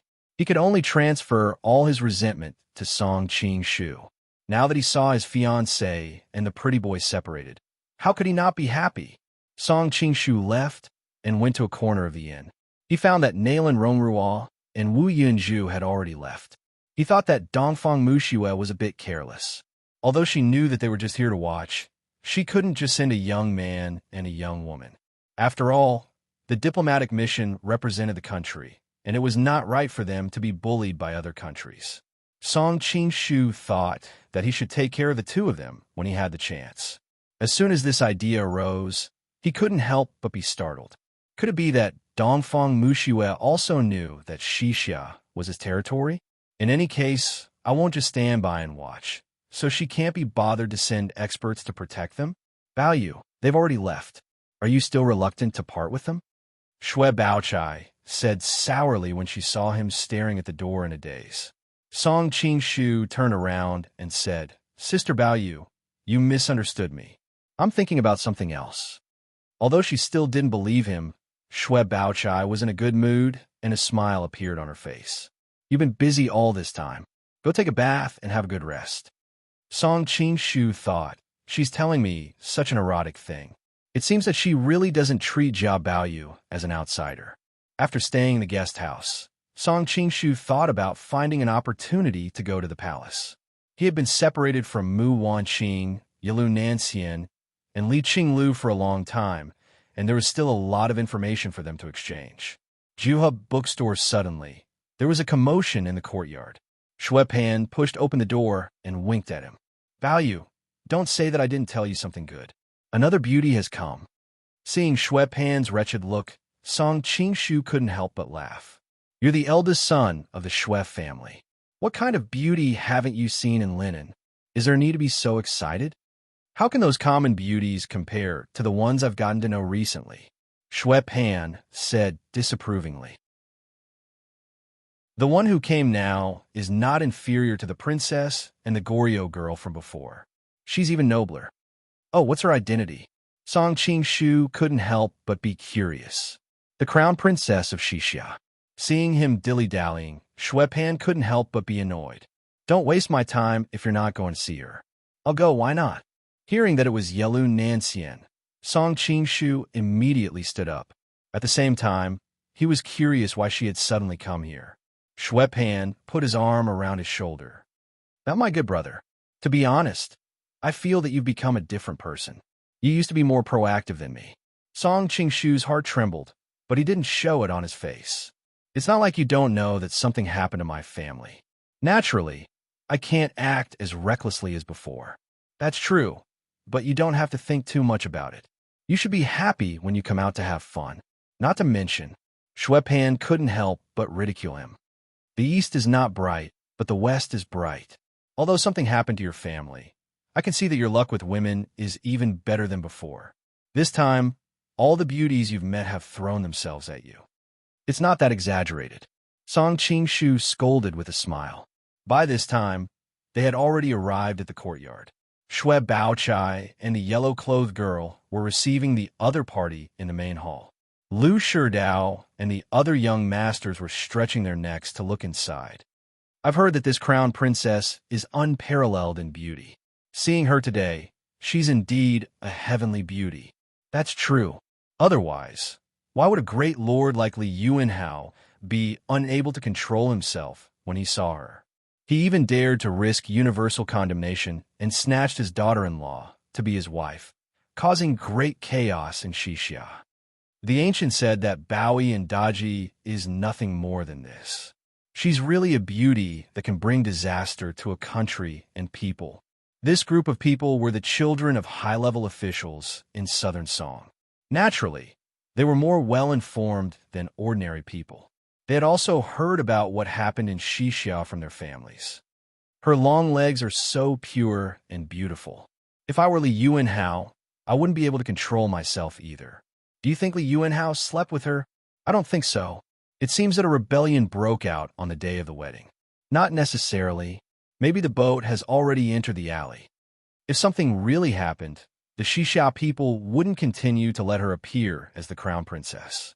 "That's true, but the successor is the younger brother of the former crown prince. Her identity as the crown princess is a bit awkward. Hee, I think the new emperor will not let go of such a beautiful widow. I heard that the Xixia people don't care about etiquette in this regard."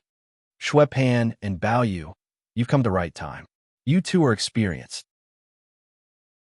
Can you see if this crown princess is still a virgin?"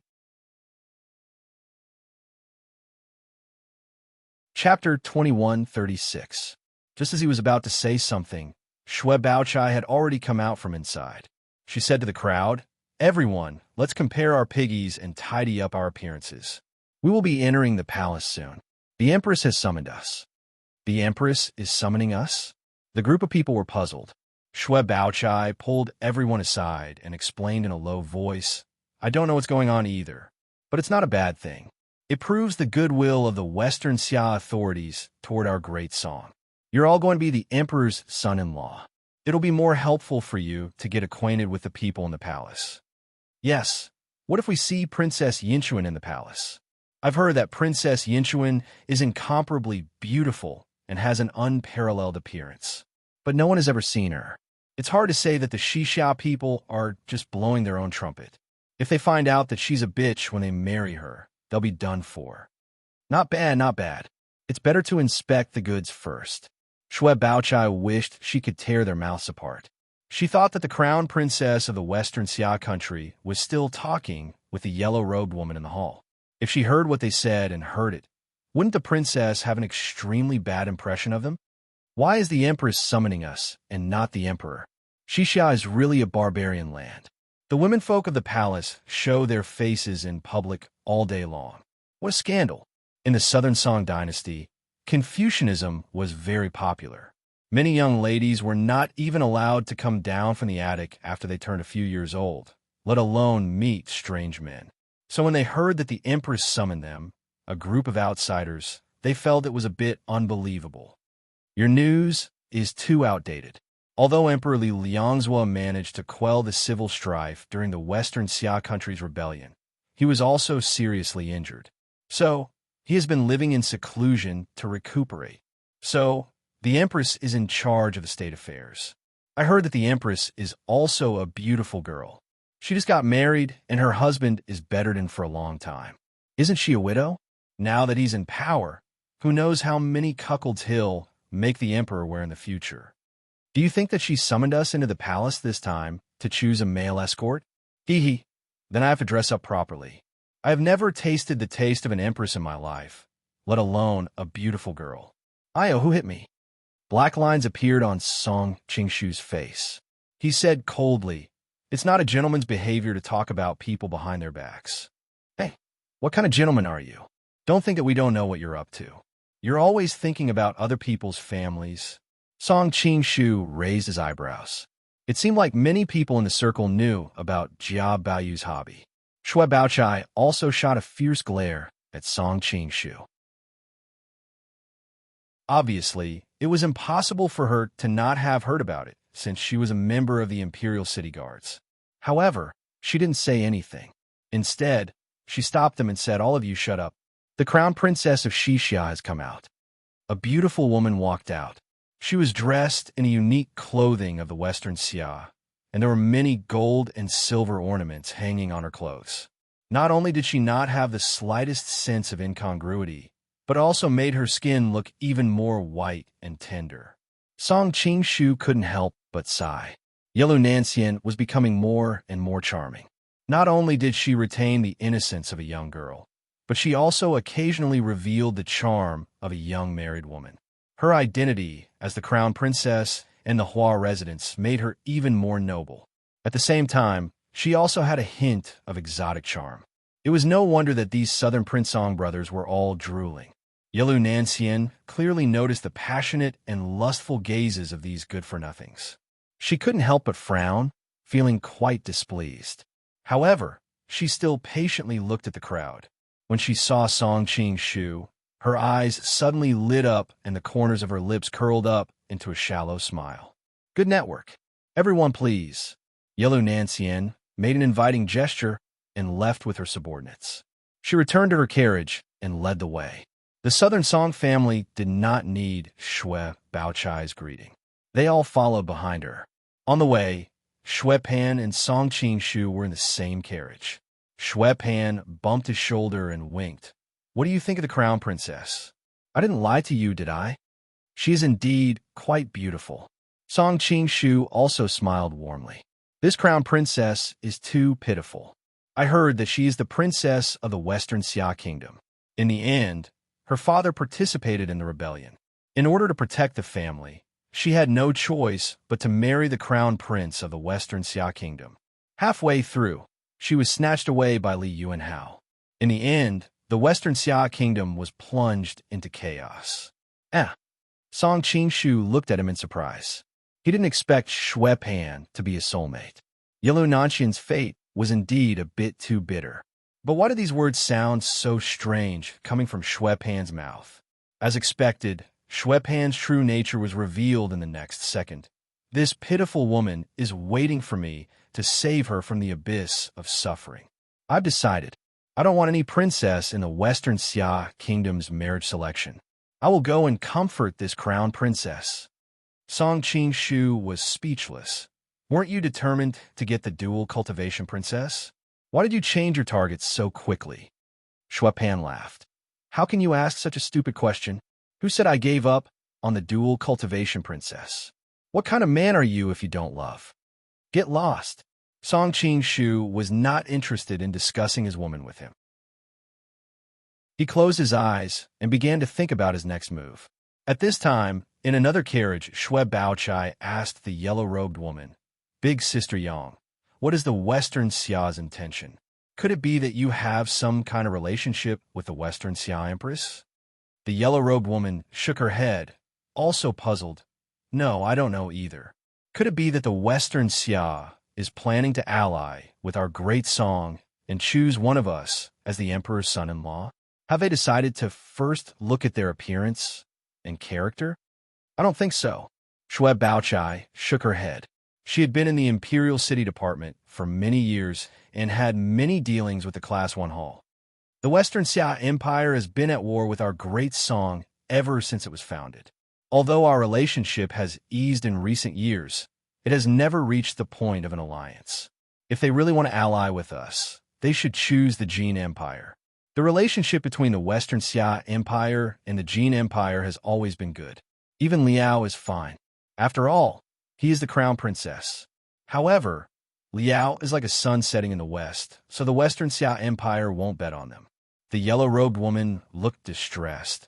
This is also the thing that puzzles me the most. Apart from Mongolia, the Jin Empire is the most likely choice for the Western Xia Empire. But why did the Jin Empire only send a young princess dressed as a man? Will the Western Xia Empire really dare to choose her as the emperor's son-in-law? Do they think that the people of other countries are blind? I don't understand either. I keep feeling that there's a big conspiracy behind this.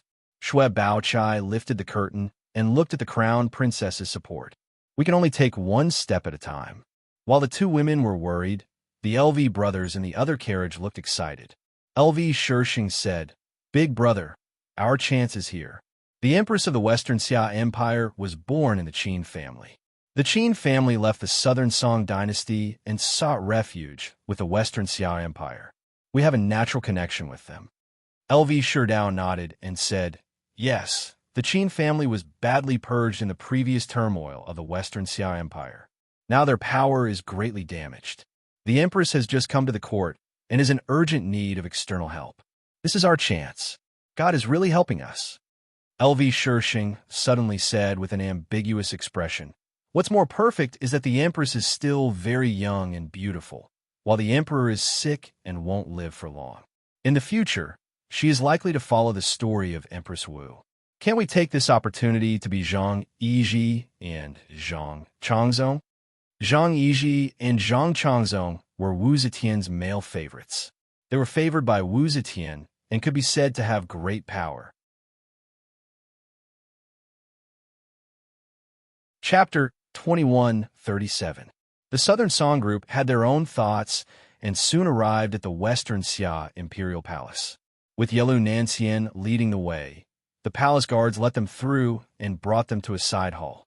They were told to wait there for a while and that the empress would summon them when she was done. After settling them down, Yelu Nanxian bid farewell to the group and left. Throughout the whole process, her behavior was flawless. She was noble and elegant, showing off her royal demeanor. Shui Pan, the Liu brothers, and the others couldn't stop swallowing their saliva. Even the yellow-robed woman sighed. I didn't expect there to be such an outstanding person in the wilderness of Western Xia. Shui Baochai nodded in agreement. She is not inferior to the noble ladies of our dynasty. I have only seen such elegance from the eldest miss of the Shun clan. Unfortunately, The yellow-robed woman's expression became solemn. Has the Shun clan been exterminated yet? Shui Baochai shook her head. No, the murderer's method is very clean and efficient. I suspect that there is a big hand behind the scenes that is preventing us from investigating the case. Because every time we find a key clue, they would kill us. So, we haven't found anything useful after so long. Even the Imperial City Department can't find anything. I don't know who has such great power. The yellow-robed woman looked worried. Miss Shun has a hard life. She used to be the noble crown princess, but now her fate is unknown. Schweb Baochai hesitated for a moment before saying, Miss Yang, I heard that the imperial family doesn't want Miss Shun to live in this world. She and Shin Bijuan used to be best friends. Naturally, she didn't want to see her friend end up like this. As for when Shui Yuan tried to kill Shin Bijuan in Liao, she didn't participate in it. The yellow-robed woman's expression froze. She wanted to deny it, but as a member of the imperial family, she knew the rules of the game. How could they let a crown princess who had been in the hands of criminals live? I don't care about others, but if I run into them, I will definitely protect Miss Shun. The yellow-robed woman could only say so. Schweb Baochai sighed. Of course I don't doubt Sister's intentions, but I can't beat Miss Shun alone. Sister may not be able to protect her. The yellow-robed woman bit her lips and knew that what she said was the truth.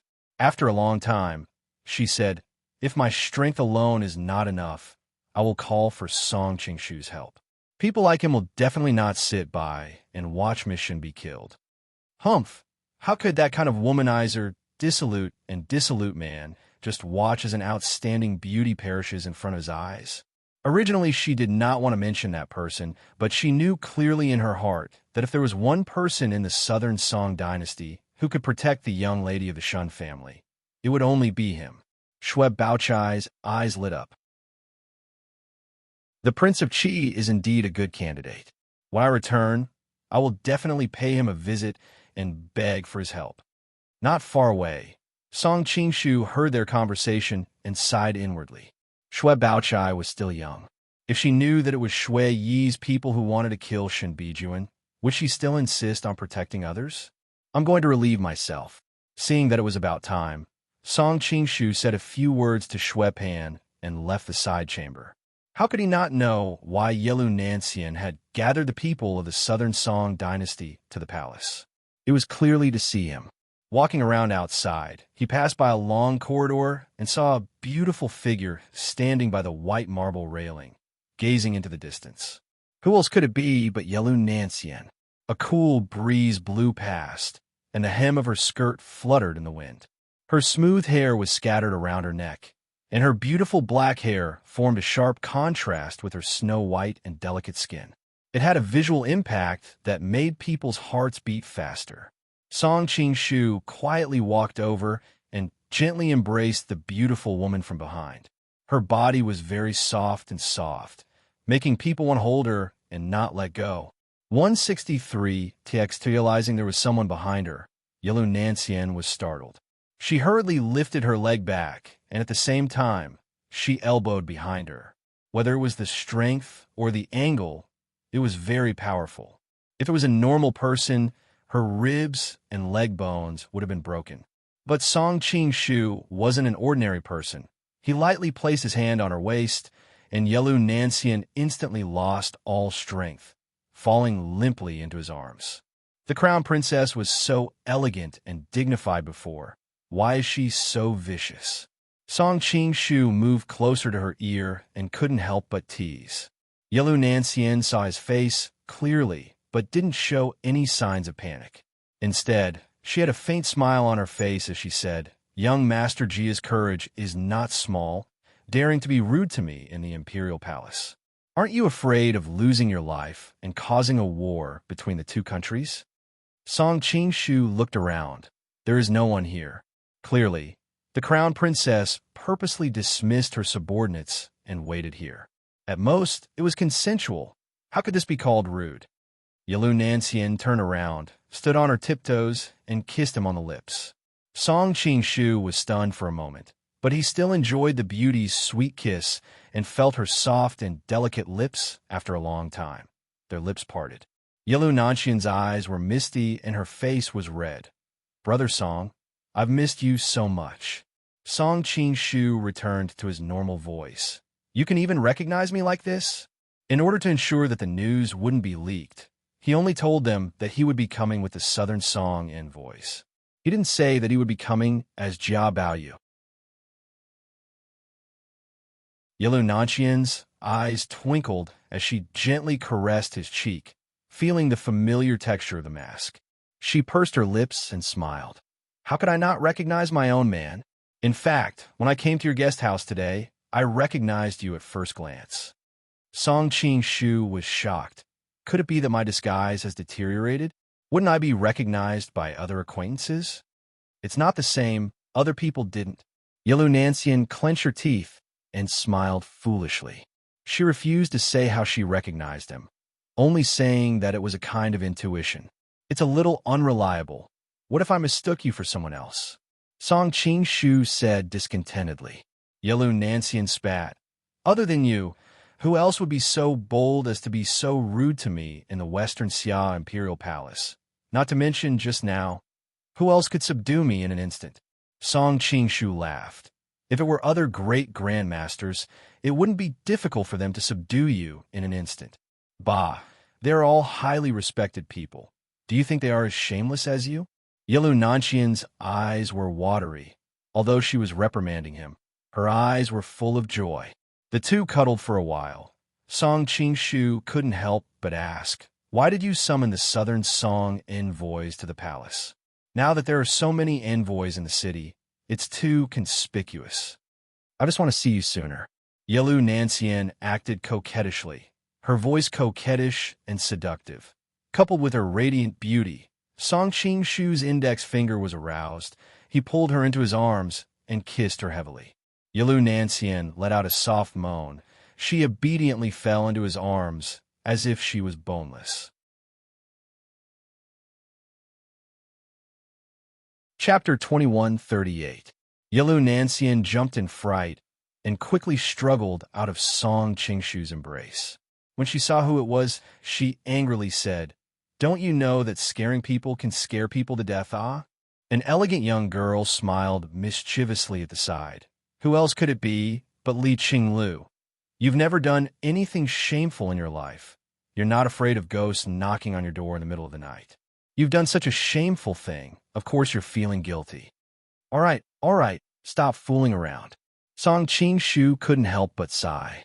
If an outsider saw Li Qinglu, they would definitely be fooled by her appearance, thinking she was a dignified and quiet young girl, who would know that she was actually a little temptress who wished for the world to be in chaos. You two are really daring, being so lovey-dovey in the palace. Aren't you afraid others will see? Li Qinglu said as she leaped into Song Qing-shu's arms, hugging him tightly.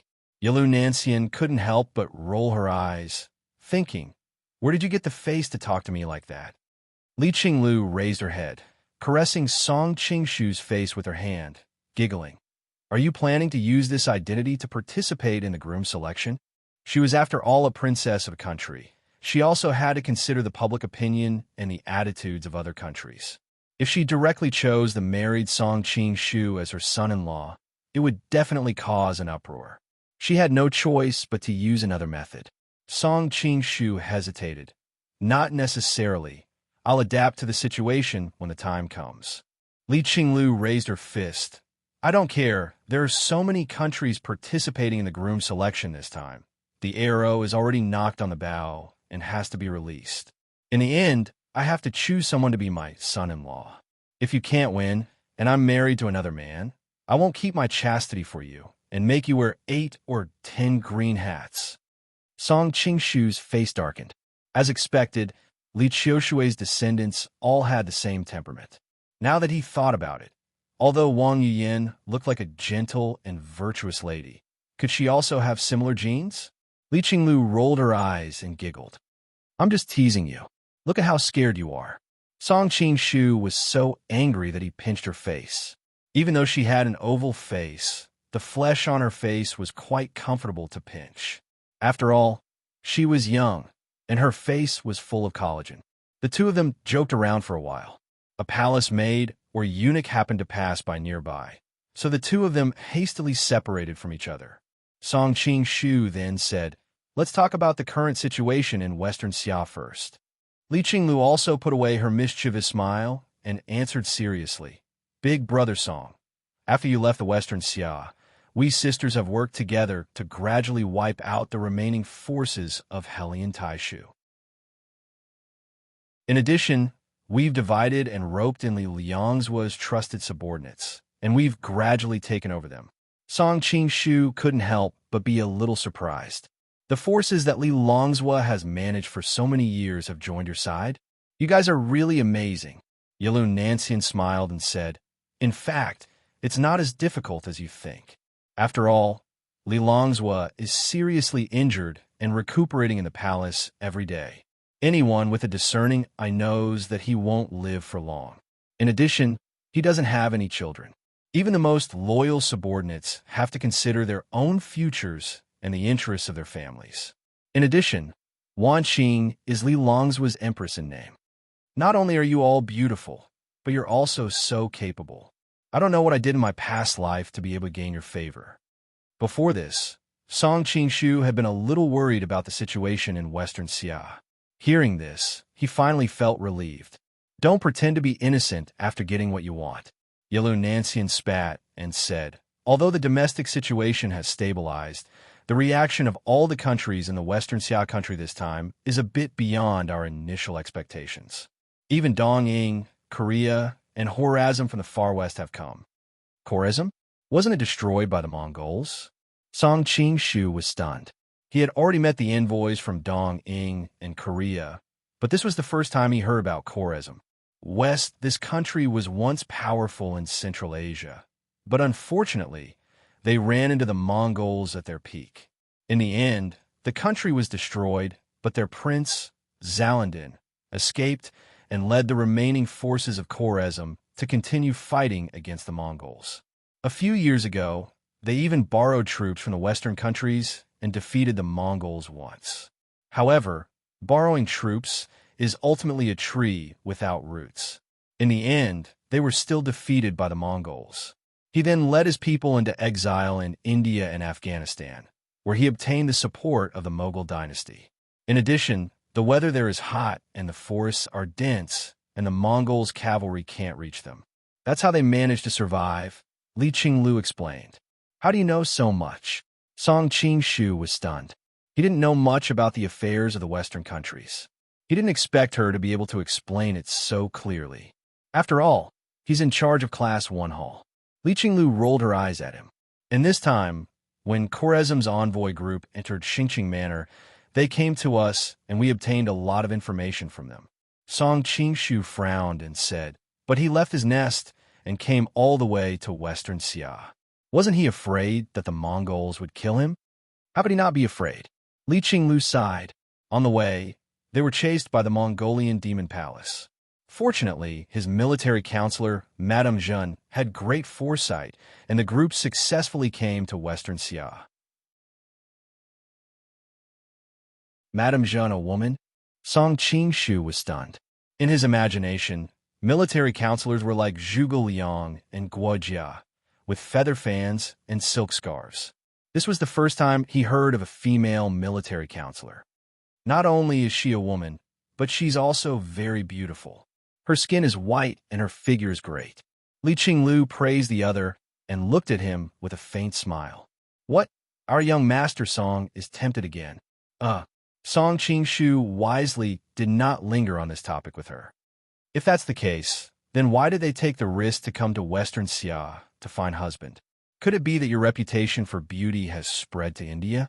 This princess was born beautiful and attracted the princes and grandsons of all countries to bow down to me. Is that not okay? Li Qinglu proudly raised her chin.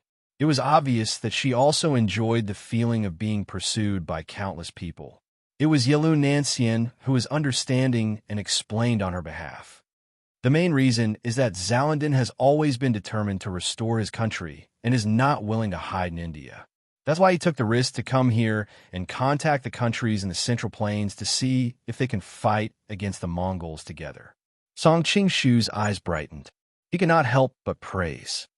This Zalandin is really a hero. He actually has such ambition. Then we must send people to protect them. Li Qinglu nodded. The first thing they did after entering Xingqing Prefecture was ask for our help. That's why I've already sent warriors from Class 1 Hall to protect them. I think the Mongols won't dare to be too presumptuous in our territory. That's hard to say. Song Qingshu was not as optimistic as him. Right. Has the Mongolian ambassador arrived yet?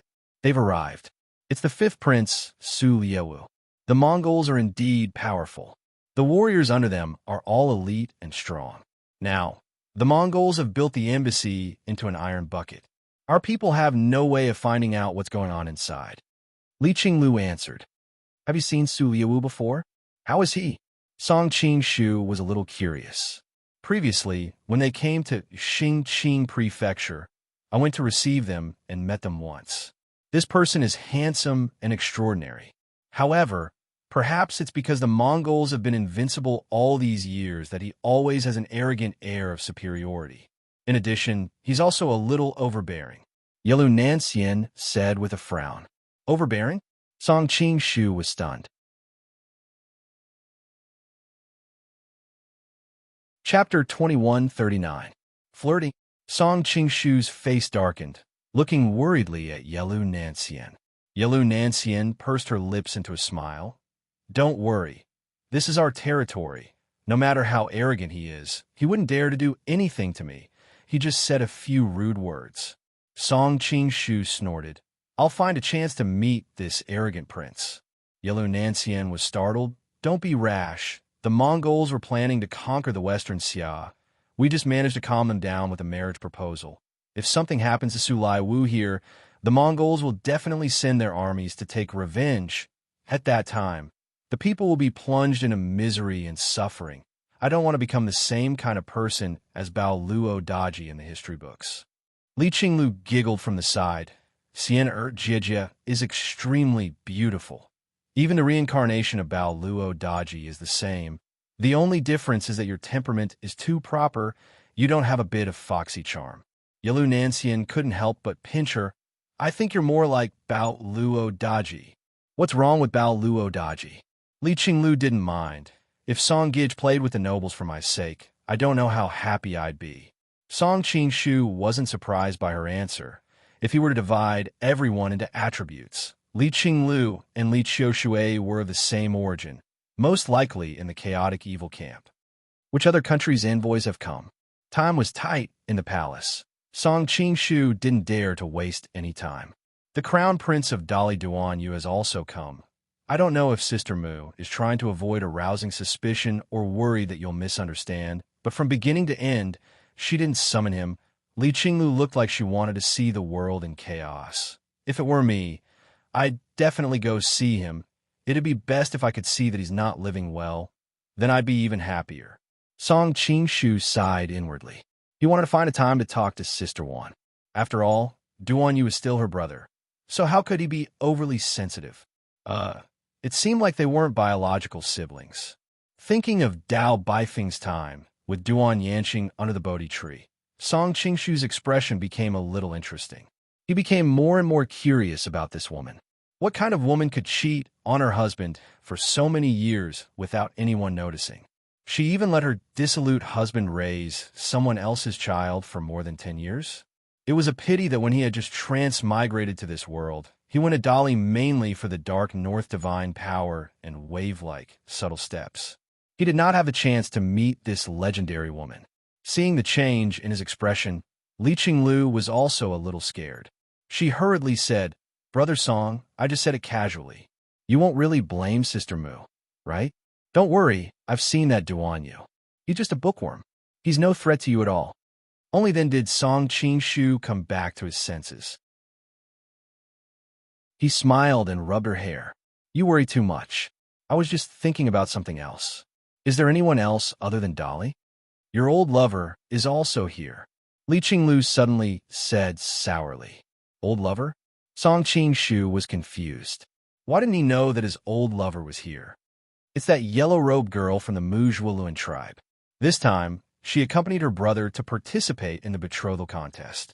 Their family is really good.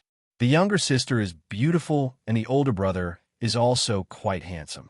It's a pity that the Muzhuoluan tribe dares to compete for this princess. They don't have any self-awareness at all.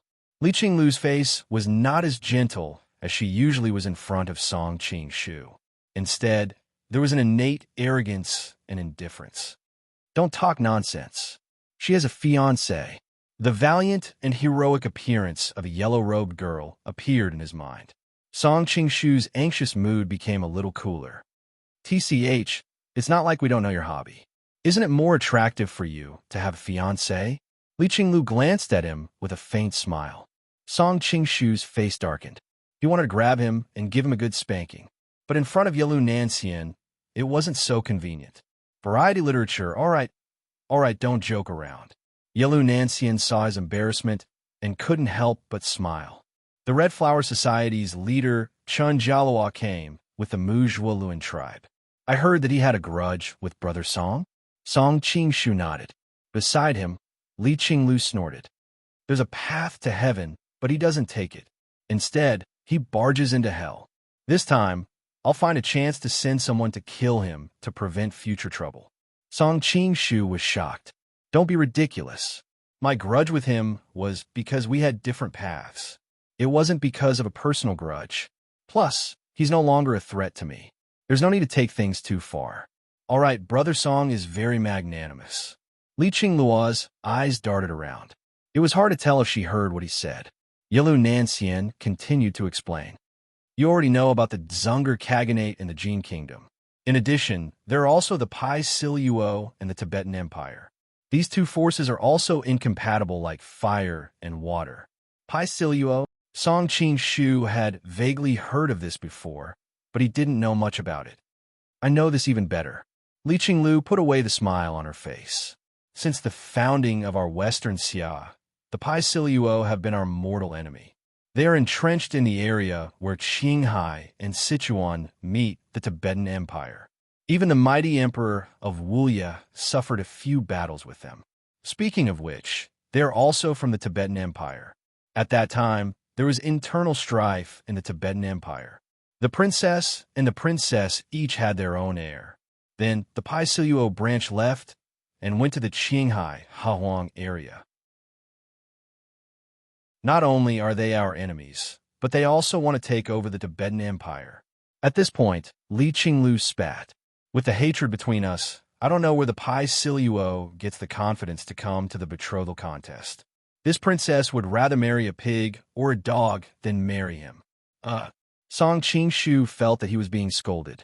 Yelu Nanxian opened her mouth and said, since the Pai Siluo has always wanted to replace the Tibetan Empire, we are also very careful about the Tibetan Empire's safety. Fortunately, the Tibetan Empire has the state preceptor Jinluan Fuwang as their bodyguard. He is highly skilled in martial arts, so I don't think the Pai Siluo will be able to take advantage of them so easily. Li Qinglu smiled and moved closer. This time, the Tibetan Empire also sent a princess. I think she is the princess of the Song Kingdom. She usually lives in seclusion, but this is not a problem for me. I found a chance to see her. She is indeed beautiful and dignified. Brother Song, you will definitely be interested. Song Qingshu's face darkened. Am I really a big pervert in your heart? Li Qinglu was startled. Brother Song, aren't you? Standing to the side, Yelu Nanxian couldn't help but chuckle, nodding in agreement, obviously agreeing with her. All right. The people from the Southern Song dynasty have arrived. We'll be leaving first. Yelu Nanxian quickly added, the people from the other countries are still on their way. When Liao's people arrive, can you accompany me to see them? Yes. Seeing the pleading look in her eyes, Song Qingshu felt pity for her. He knew that she had been in a foreign country for a while and was inevitably homesick. The people from the Southern Song dynasty were about to leave the palace after seeing the empress. Li Qinglu and the others didn't want to be seen and hurried away. The yellow-shirt girl and Xue Baochai led the group out. Xue Pan saw him and very naturally ran over to hug him. Hey, who were those two girls just now? Just looking at their backs, they were very beautiful.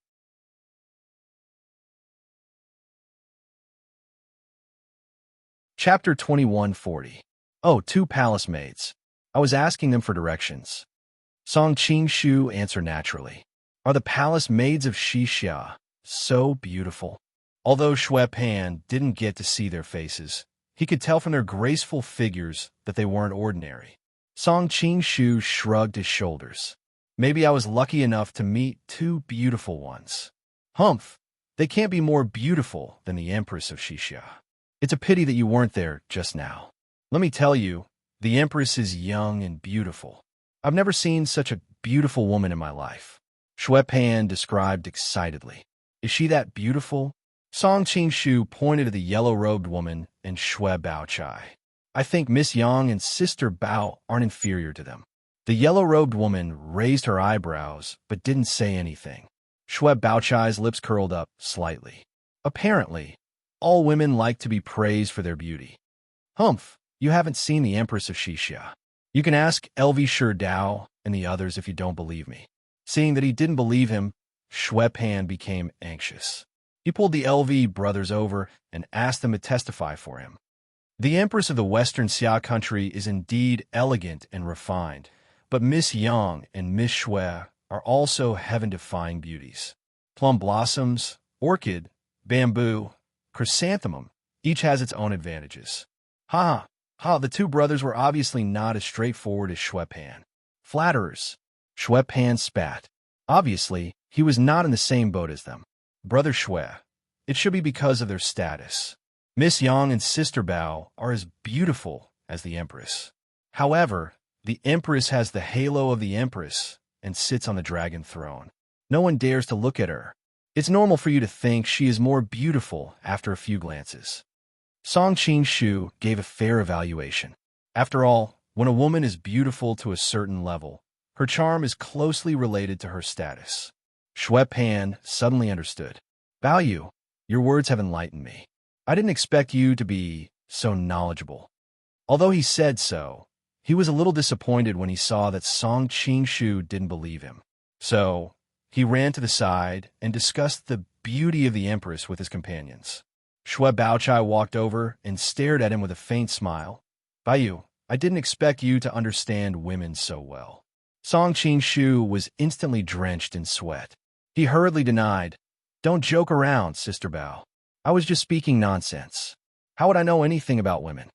The yellow-clothed woman also came over and asked, Where did you go just now?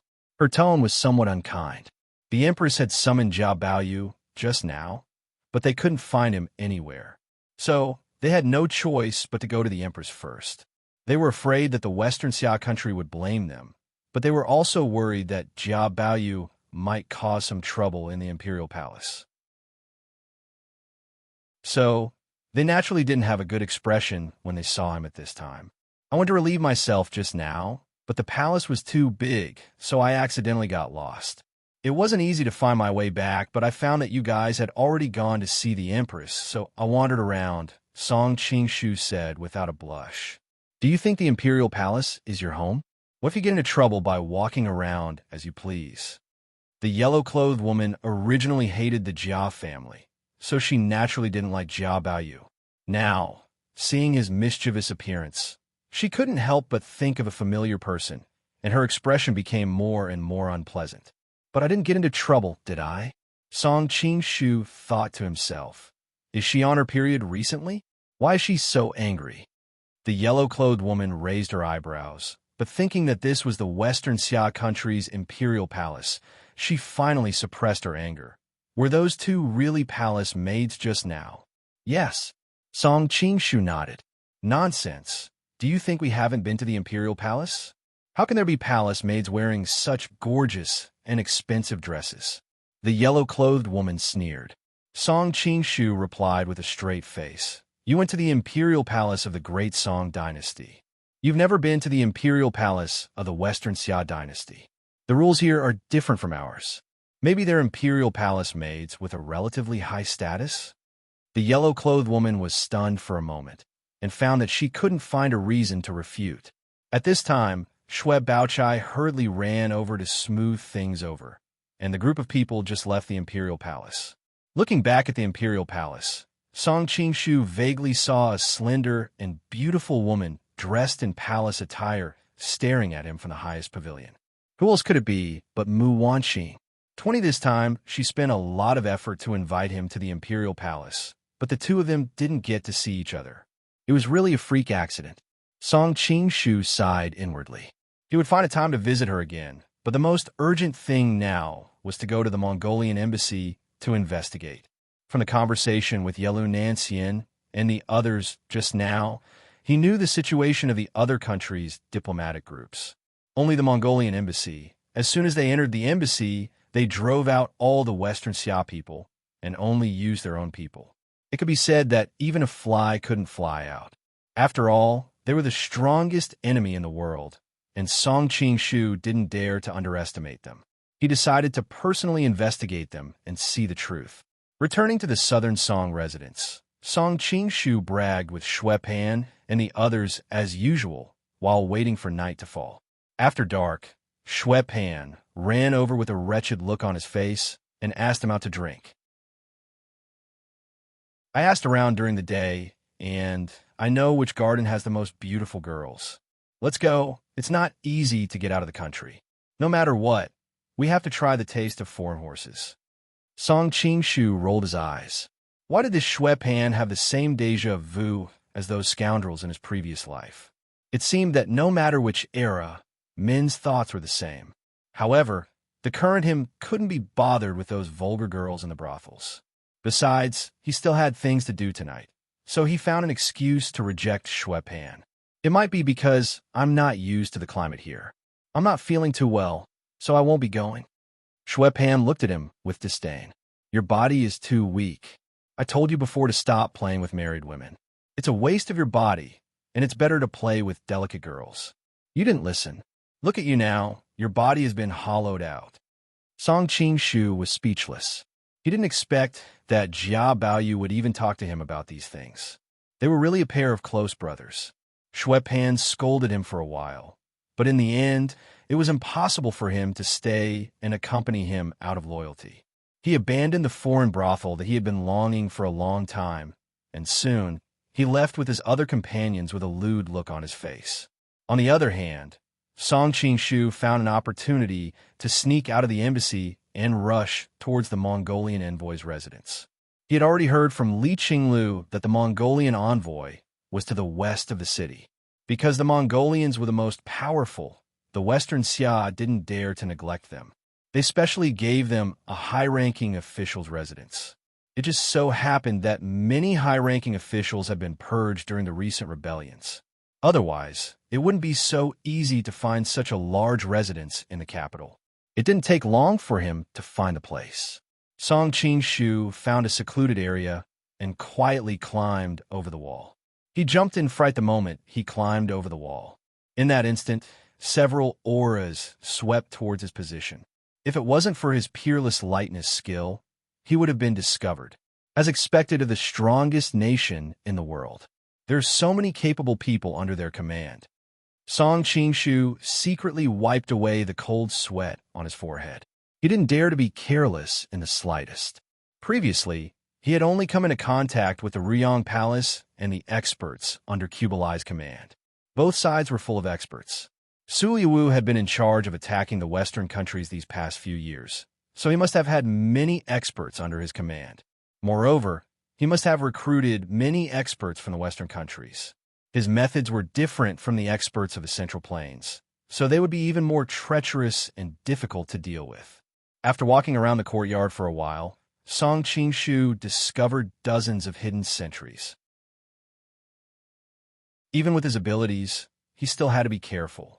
If he wasn't careful, he would be discovered. The defense of the palace was only SOSO. More importantly, this wasn't Su Liu's usual residence. They had only been here for a few days, but the defenses were already so tight in such a short time. From this, it could be seen just how heavily guarded his residence was. It was no wonder that Huashan, the king of assassins, had organized thousands of assassinations and still failed to do anything to Temujin and Su Liu. The greatest result was that Su Liu was seriously injured, which caused the marriage contest to be postponed until now, and also brought disaster to the Persian Ming dynasty. The reason why Huashan was called the king of assassins was based on his decades of taking the lives of the princes and dukes of the Western countries. He didn't even need to make a second move. But Temujin and Huoshan had failed more than 1,000 times. Song Qingshu had never been to this courtyard before. Moreover, the layout of the Mongols was very different from the layout of the Central Plains, which made it impossible for him to find the main house. Just as he was hesitating, he suddenly heard a commotion not far away.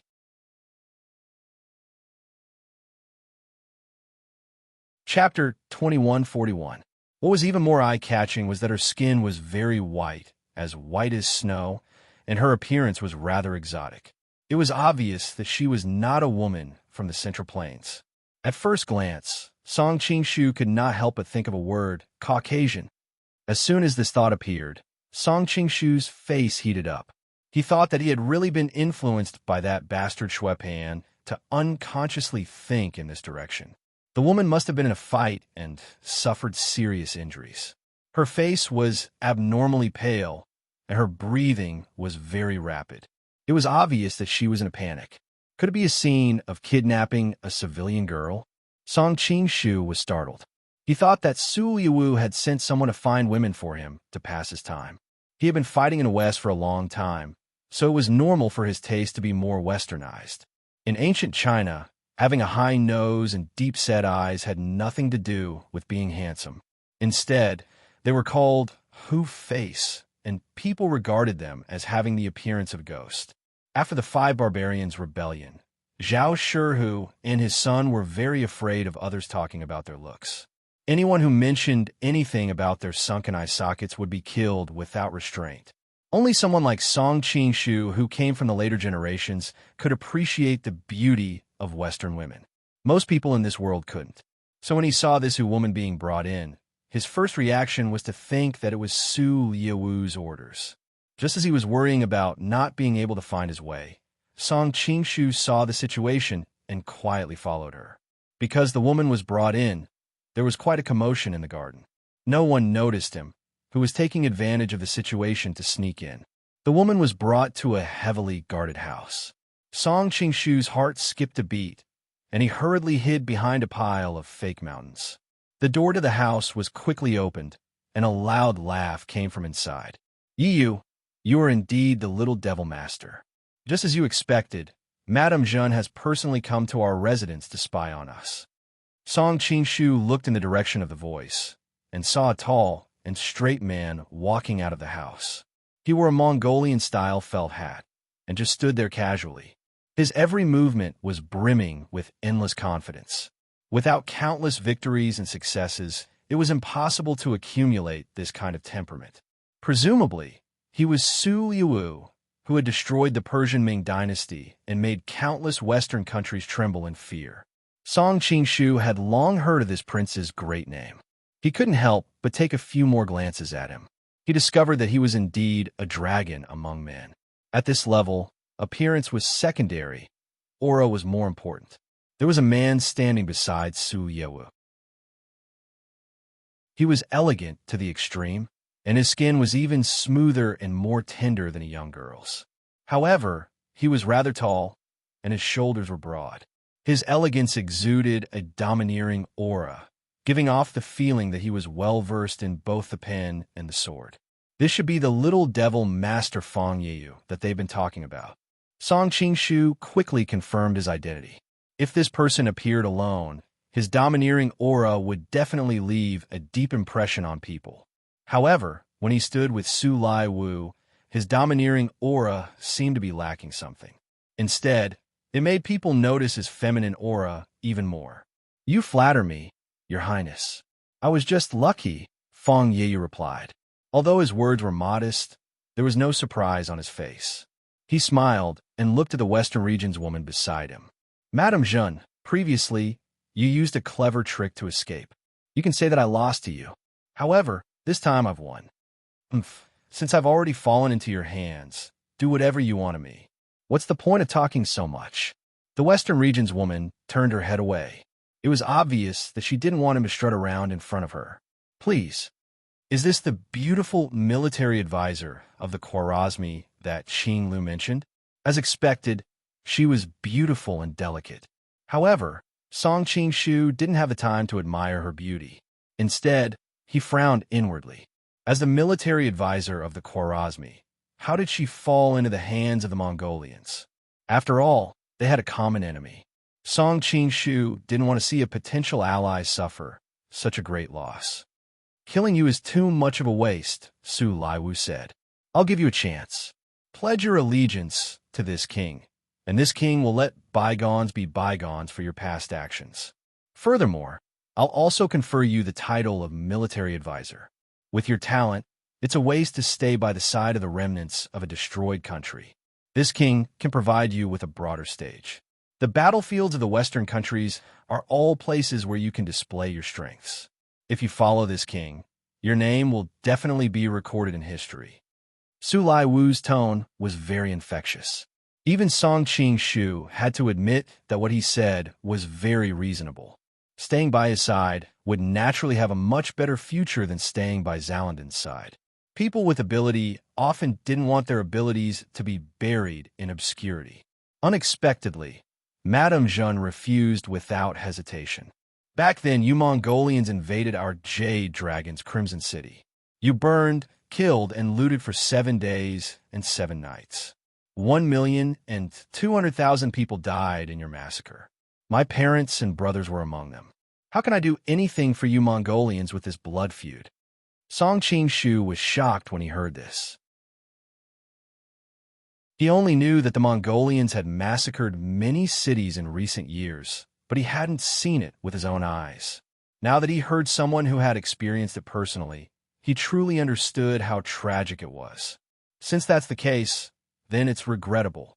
Su Laiwu shook his head and gave up on the idea of persuading her to surrender. How could he persuade her to surrender with this kind of national and family hatred? However, it would be a waste to just kill her like this.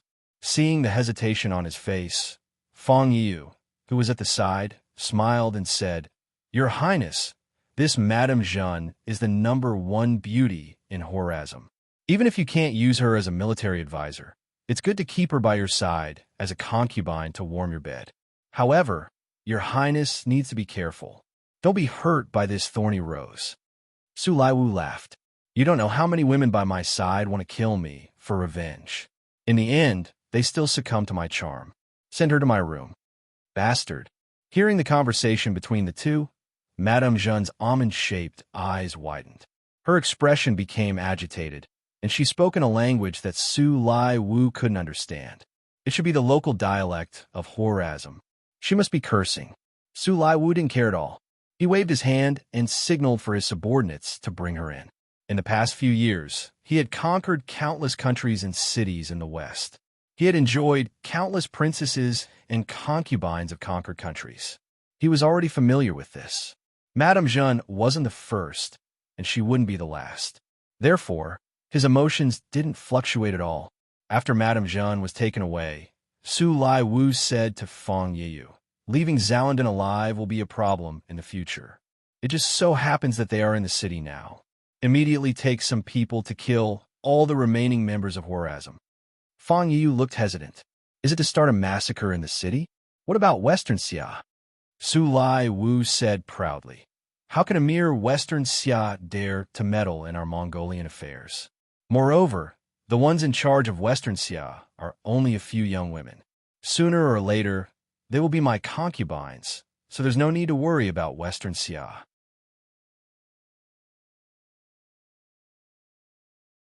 Chapter 2142. Song Qing-shu finally understood why Yelu Nanxian's previous evaluation of Su Laiwu was a little overbearing. Now that he had seen it with his own eyes, he was indeed quite arrogant.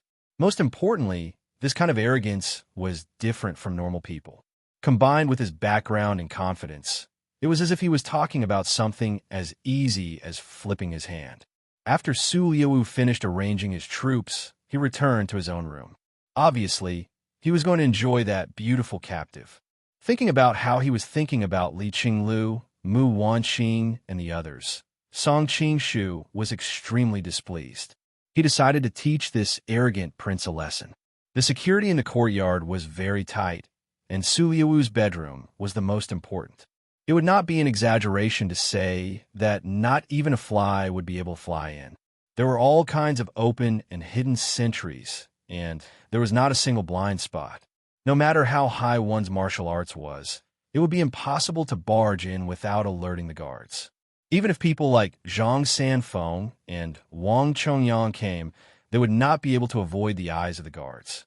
However, Song Qingshu was different. He had a unique skill, and that was so close, yet world apart. Within a certain range, he could skip through space. Even so, Song Qingshu still carefully chose a relatively weak angle to avoid the ripples in the air from being detected by peak experts. His figure gradually faded into nothingness. In the next moment, Song Qingshu had already appeared in the room. He hurriedly checked his surroundings, and only after confirming that there were no guards in the room did he let out a sigh of relief.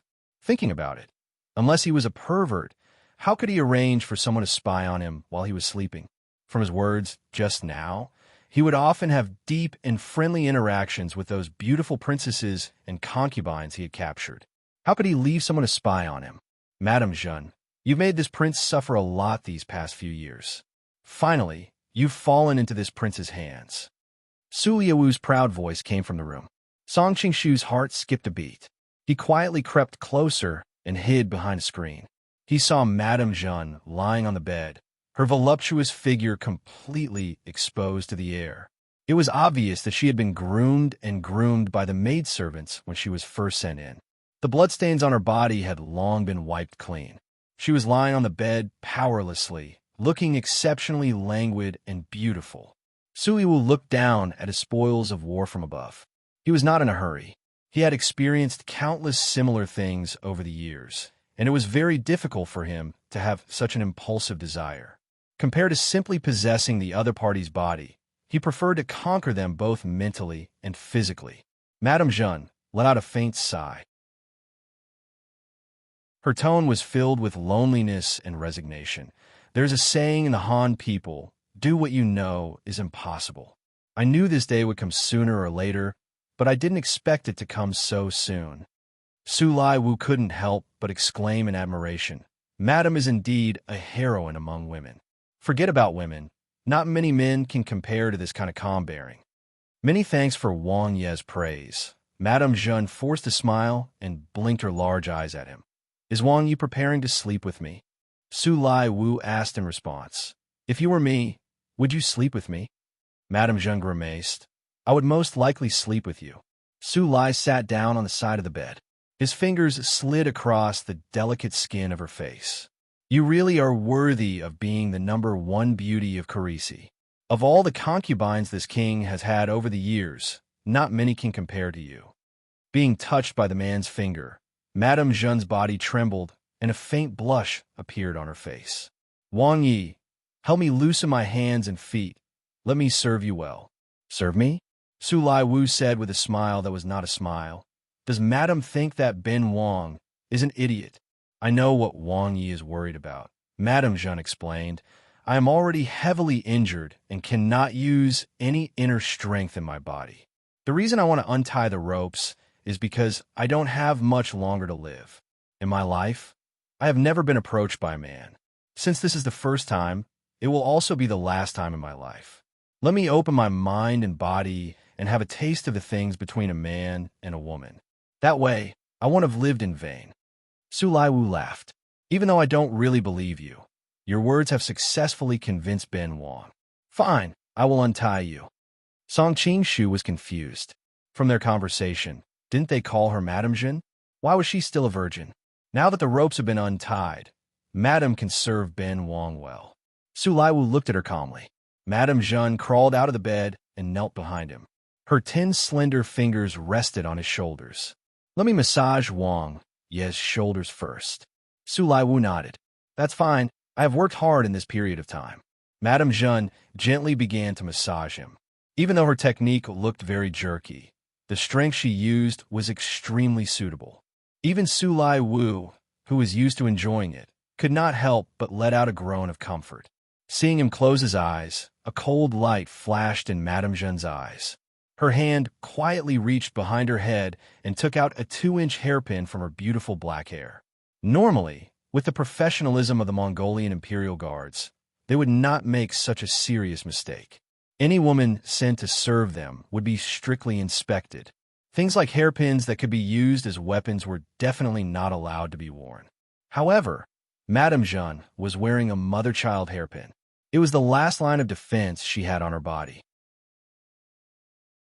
The Imperial Guards only took away the mother-child hairpin and did not notice the mother-child hairpin that she had hidden in her hair. One end of the hairpin was extremely sharp and even faintly flashed with a blue light. It was obvious that the hairpin had been dipped in a deadly poison. As long as it cut the skin a little, it would be able to take a person's life. A hint of determination flashed in Madame Jeanne's eyes. The hairpin in her hand fiercely pierced towards Su Lai Wu's neck. She was clear that no matter what the result was, she would definitely die. However, she still did not regret it. If she could drag him down with her before she died, it could be considered as comforting the souls of her parents and brothers in heaven. A cold snort rang out. Su Lai Wu casually raised his hand. Madame Jeanne could not hold on to the hairpin, and it directly shot towards a pillar at the side, almost directly sinking into it. Su Lai Wu grabbed Madame Jeanne's neck. A hint of killing intent flashed in his eyes. "Is this how you come to serve me? You know martial arts?" Madame Jeanne's large eyes were filled with shock. She herself was one of the top experts in Koresh. Even though she was currently heavily injured, a sneak attack was not something that an ordinary person could dodge. She did not expect that she would be instantly countered by him. The opponent's martial arts were truly unfathomable.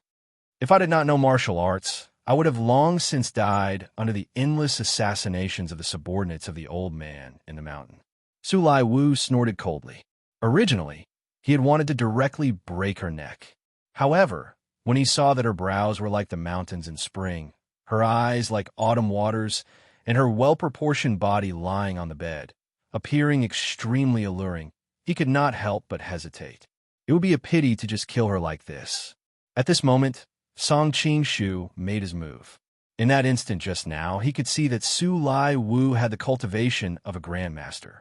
He did not dare to be careless in the slightest.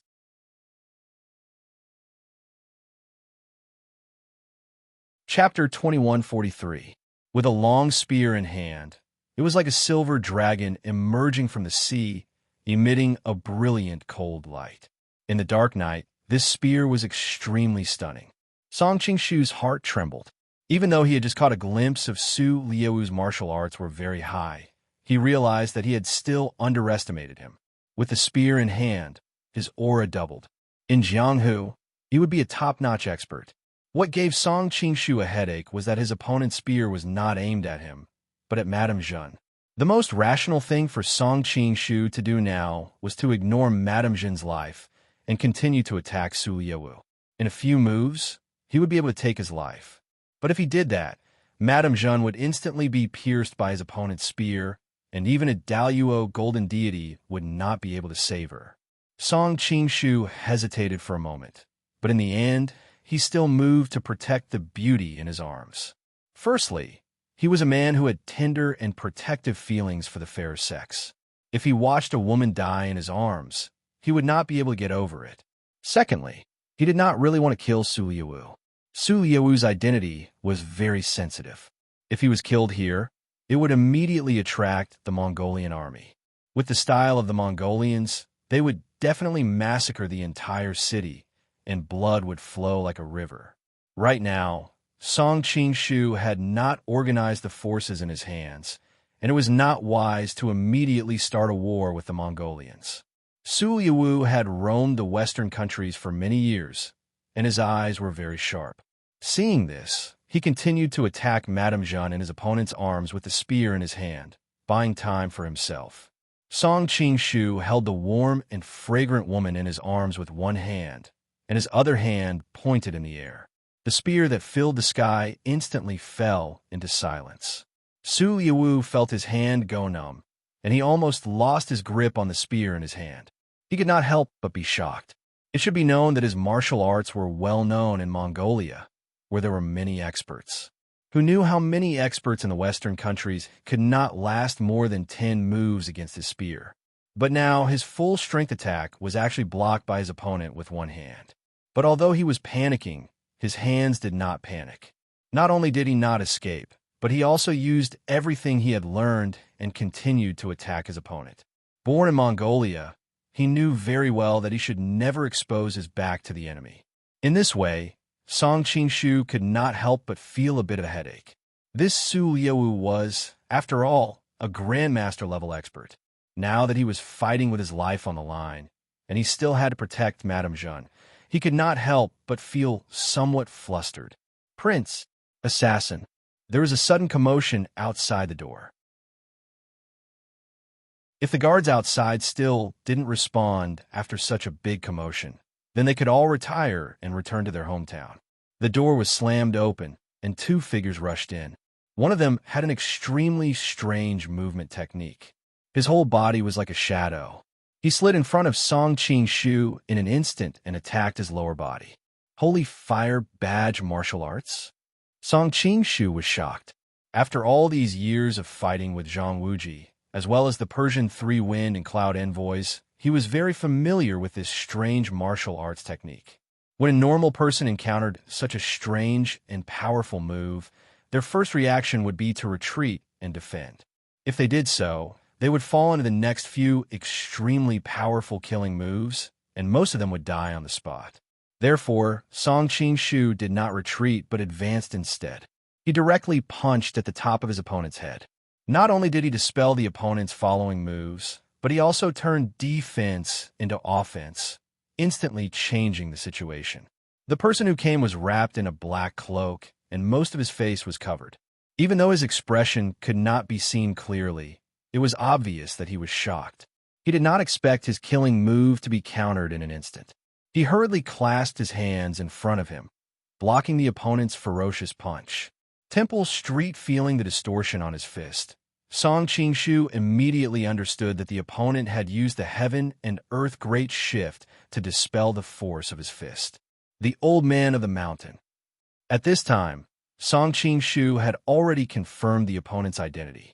He was also a little afraid of his reputation as the king of killers. Now that he was alone in the enemy's camp, he did not want to fight him in close combat. For decades, the old man of the mountain had made a big name for himself in the West, making everyone tremble with fear. God knew how many secret killing skills he had. The level of one's martial arts was never directly related to one's ability to kill. Although the old man in the mountain's martial arts were strong, Song Qingshu was not too worried. Instead, he was very wary of the old man's proficiency in assassination. The old man of the mountain seemed to be afraid of his martial arts as well. He did not fight to the death as soon as he arrived. The two of them separated as soon as they touched, and very tacitly stopped fighting at the same time. However, Song Qingshu did not dare to be careless. At this time, a long and sharp saber was unsheathed. The bright light of the saber instantly dimmed the candlelight in the room. The saber was like the bright moon in the well, and also like the cool breeze in the mountains. It was quiet and gentle, but behind it was full of the aura of destruction. Song Qingshu's heart trembled, and he did not dare to be careless. He grabbed a candlestick at the side and threw it over.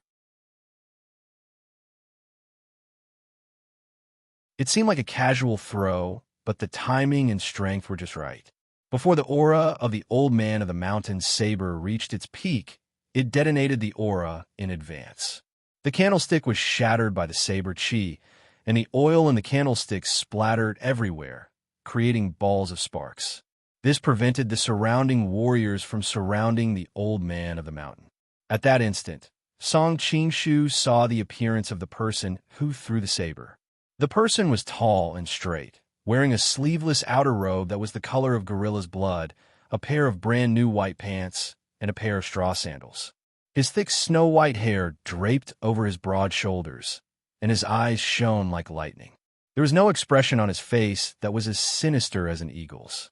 The saber in his hand was flat and narrow, and both the blade and hilt were longer than the blade of Middle-earth by half. A Japanese? Seeing that more and more Mongolian experts were rushing over after hearing the news, Song Qingshu did not want to be surrounded. He made a prompt decision, and while everyone's eyes were dazzled by the light from the fire, he soared into the sky, breaking through the roof and escaping. Don't let them get away. Su Yewu was flustered and exasperated. Madame Jeanne was the brains of Horazm. If it wasn't for her existence, the Mongolians would have long since wiped out Horazm. Based on the evaluation of her by the Mongolians' upper echelons, her value alone was equivalent to a Mongolian army of 10,000. However, compared to her, Su Yewu was more wary of that mysterious man. To think that the mysterious man could break through the tight security and silently appear in his sleeping quarters. This was too hair-raising. The higher a person's status was, the more they would care about their own life. Right now, it was as if there was a sharp sword hanging over their heads at any moment. Who could endure this kind of fear? However, just as he finished speaking, a lump of black stuff whizzed over. Be careful, the Japanese warriors at the side hurriedly warned. Su Yewu was an expert himself, and he hurriedly picked up the long spear in his hand and stabbed over. He had already seen clearly that it was a piece of tile, and it should have been thrown over by that person when he broke through the roof. However, under his long spear, it would immediately turn into dust. However, the tile suddenly paused in the air and then abruptly accelerated. This delay allowed it to dodge his long spear, and it directly slapped onto his face.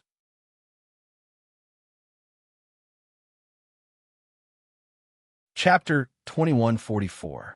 Your Highness! The group of people turned pale with fright and hurriedly ran over to help him up. According to the Great Khan's military methods, if anything happened to Su Yesu, none of them would be able to live. Why are you helping me up? Go after him. Su Yesu pushed the crowd away in a flustered and exasperated manner. He felt his face burning and couldn't see clearly with one eye. However, he didn't have the time to care about that right now. He only wanted to tear that mysterious assassin into pieces. When the guards saw this, they all had strange expressions and almost laughed out loud. It turned out that Su Yesu's usually handsome face now had a large red mark. The bridge of his nose seemed to have been broken as well. His face was bleeding profusely, and his left eye was swollen like a bun, as if he had been punched by someone. Where was the slightest bit of his usual handsomeness and might? Instead, it looked very comical. However, these people didn't dare to laugh out loud. Su Yesu was currently in a fit of anger. If he found out that he was being mocked by his subordinates, he wouldn't be the man who had been called the whip of God by the Western countries if he didn't kill someone to show his might. He was feeling uncomfortable holding it in. When they heard his order, the group of people hurriedly chased after him, afraid that the smiles on their faces would be seen. However, with Song Qingshu's peerless Qinggong, he had long since drifted far away. How could these people catch up to him?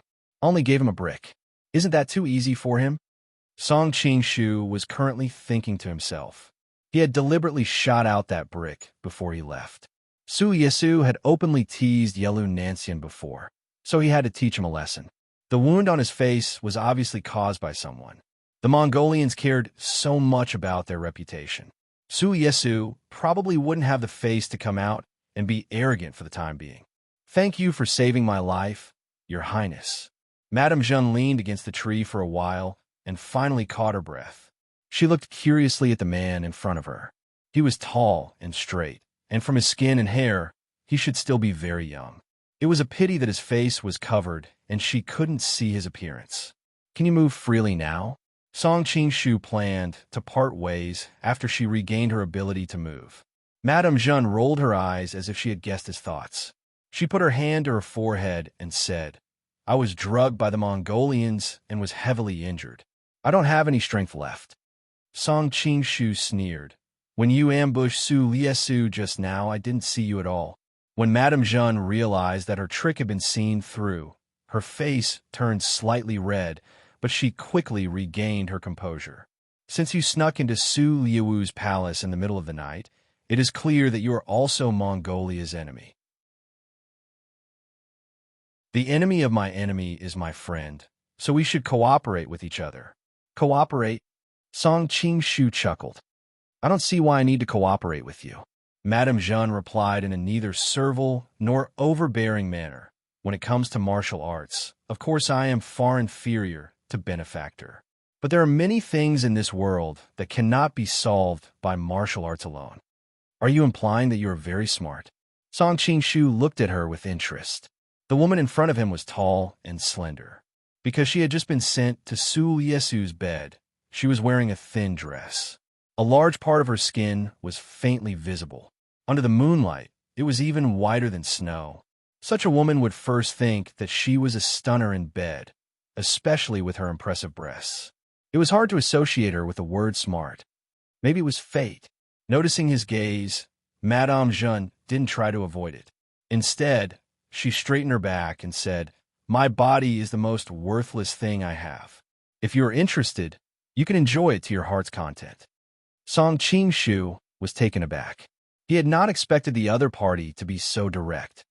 Just now, when Su Liu wanted your body, your reaction was very intense. Could it be that you're playing the same old trick again, planning to numb me first before taking out some poison needle and using it on me as well? Madame Jeanne shook her head and said, "It's not the same. The Mongolians and I are enemies. I won't obey him. But you saved my life and saved me from the joint attack of the old man of the mountain and the Shui sect.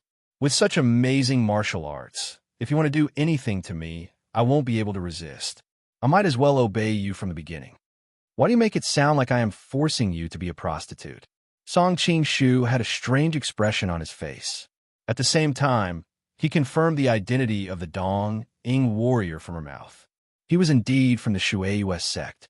The courtesan that the Southern Song dynasty's ambassadors met in the small town was the Wind Lady under his command. Now, he finally met her. That slash of his was indeed in line with the Tao of nature. He was definitely a top-notch martial artist. However, with Song Qing-shu's current insight, he didn't think much of it. The Shui sect was still inferior to the Old Man of the Mountain. The Old Man of the Mountain could be said to be at the doorstep of a great grandmaster and could take that step at any time. Of course, although it seemed like it was only one step, it could also mean that he would never be able to take that step in his entire life. Prostitute? I'm not a prostitute. Madame Jeanne shook her head like a rattledrum. She hurriedly explained, "Although they all call me Madam, I've never married anyone and have never had a man." This caused Song Qing-shu to be confused. He thought to himself, "What are you talking about?"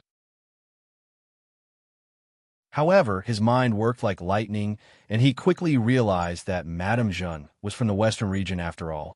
She wasn't very familiar with Mandarin and didn't know what it meant to force a girl to become a prostitute. She could only understand it by capturing a prostitute. That's enough. Song Qing-shu stopped her from continuing to explain. Although he was very curious as to why a young girl like her would be called Madam, he felt that asking such a question would damage his image as a master. "You're the military advisor of Khoresm. How did you get captured by the Mongolians at this time?" "I wanted to observe them from a closer distance and understand more detailed information so that I could target them. However, I didn't expect that the little devil master Fong Yeyu would predict that I would come and set up an ambush." Madame Jeanne's beautiful face paled. "Oh no, the people from the Devil Palace must have gone to kill the prince." Song Qing-shu was secretly impressed. When Su Liu gave the order, she had already been brought in. Now, she was able to analyze the Mongolians' actions with just a few clues. She was indeed worthy of being called a beautiful military advisor. "Your Excellency, can you go and rescue the prince? All the citizens of Khoresm will remember your kindness." Madame Jeanne looked at him eagerly. Song Qing-shu sneered. "You're still thinking of deceiving me at this point? Khoresm has long since disappeared. Now, there's only a remnant of your forces left. What's the value of the gratitude of your people?" Madame Jeanne's face reddened. She apologized. "All these years of fighting against the treacherous Mongolians, I've developed a habit of speaking half-truths. I didn't mean to deceive you. Please forgive me, Your Excellency." Seeing that he didn't respond, Madame Jeanne continued, "Since Your Excellency saved me, you're obviously an enemy of the Mongolians. Saving our prince should be beneficial to you. You're tuning in to the Warrior Lore YouTube channel. Don't forget to subscribe and join us on this journey to catch the most captivating stories.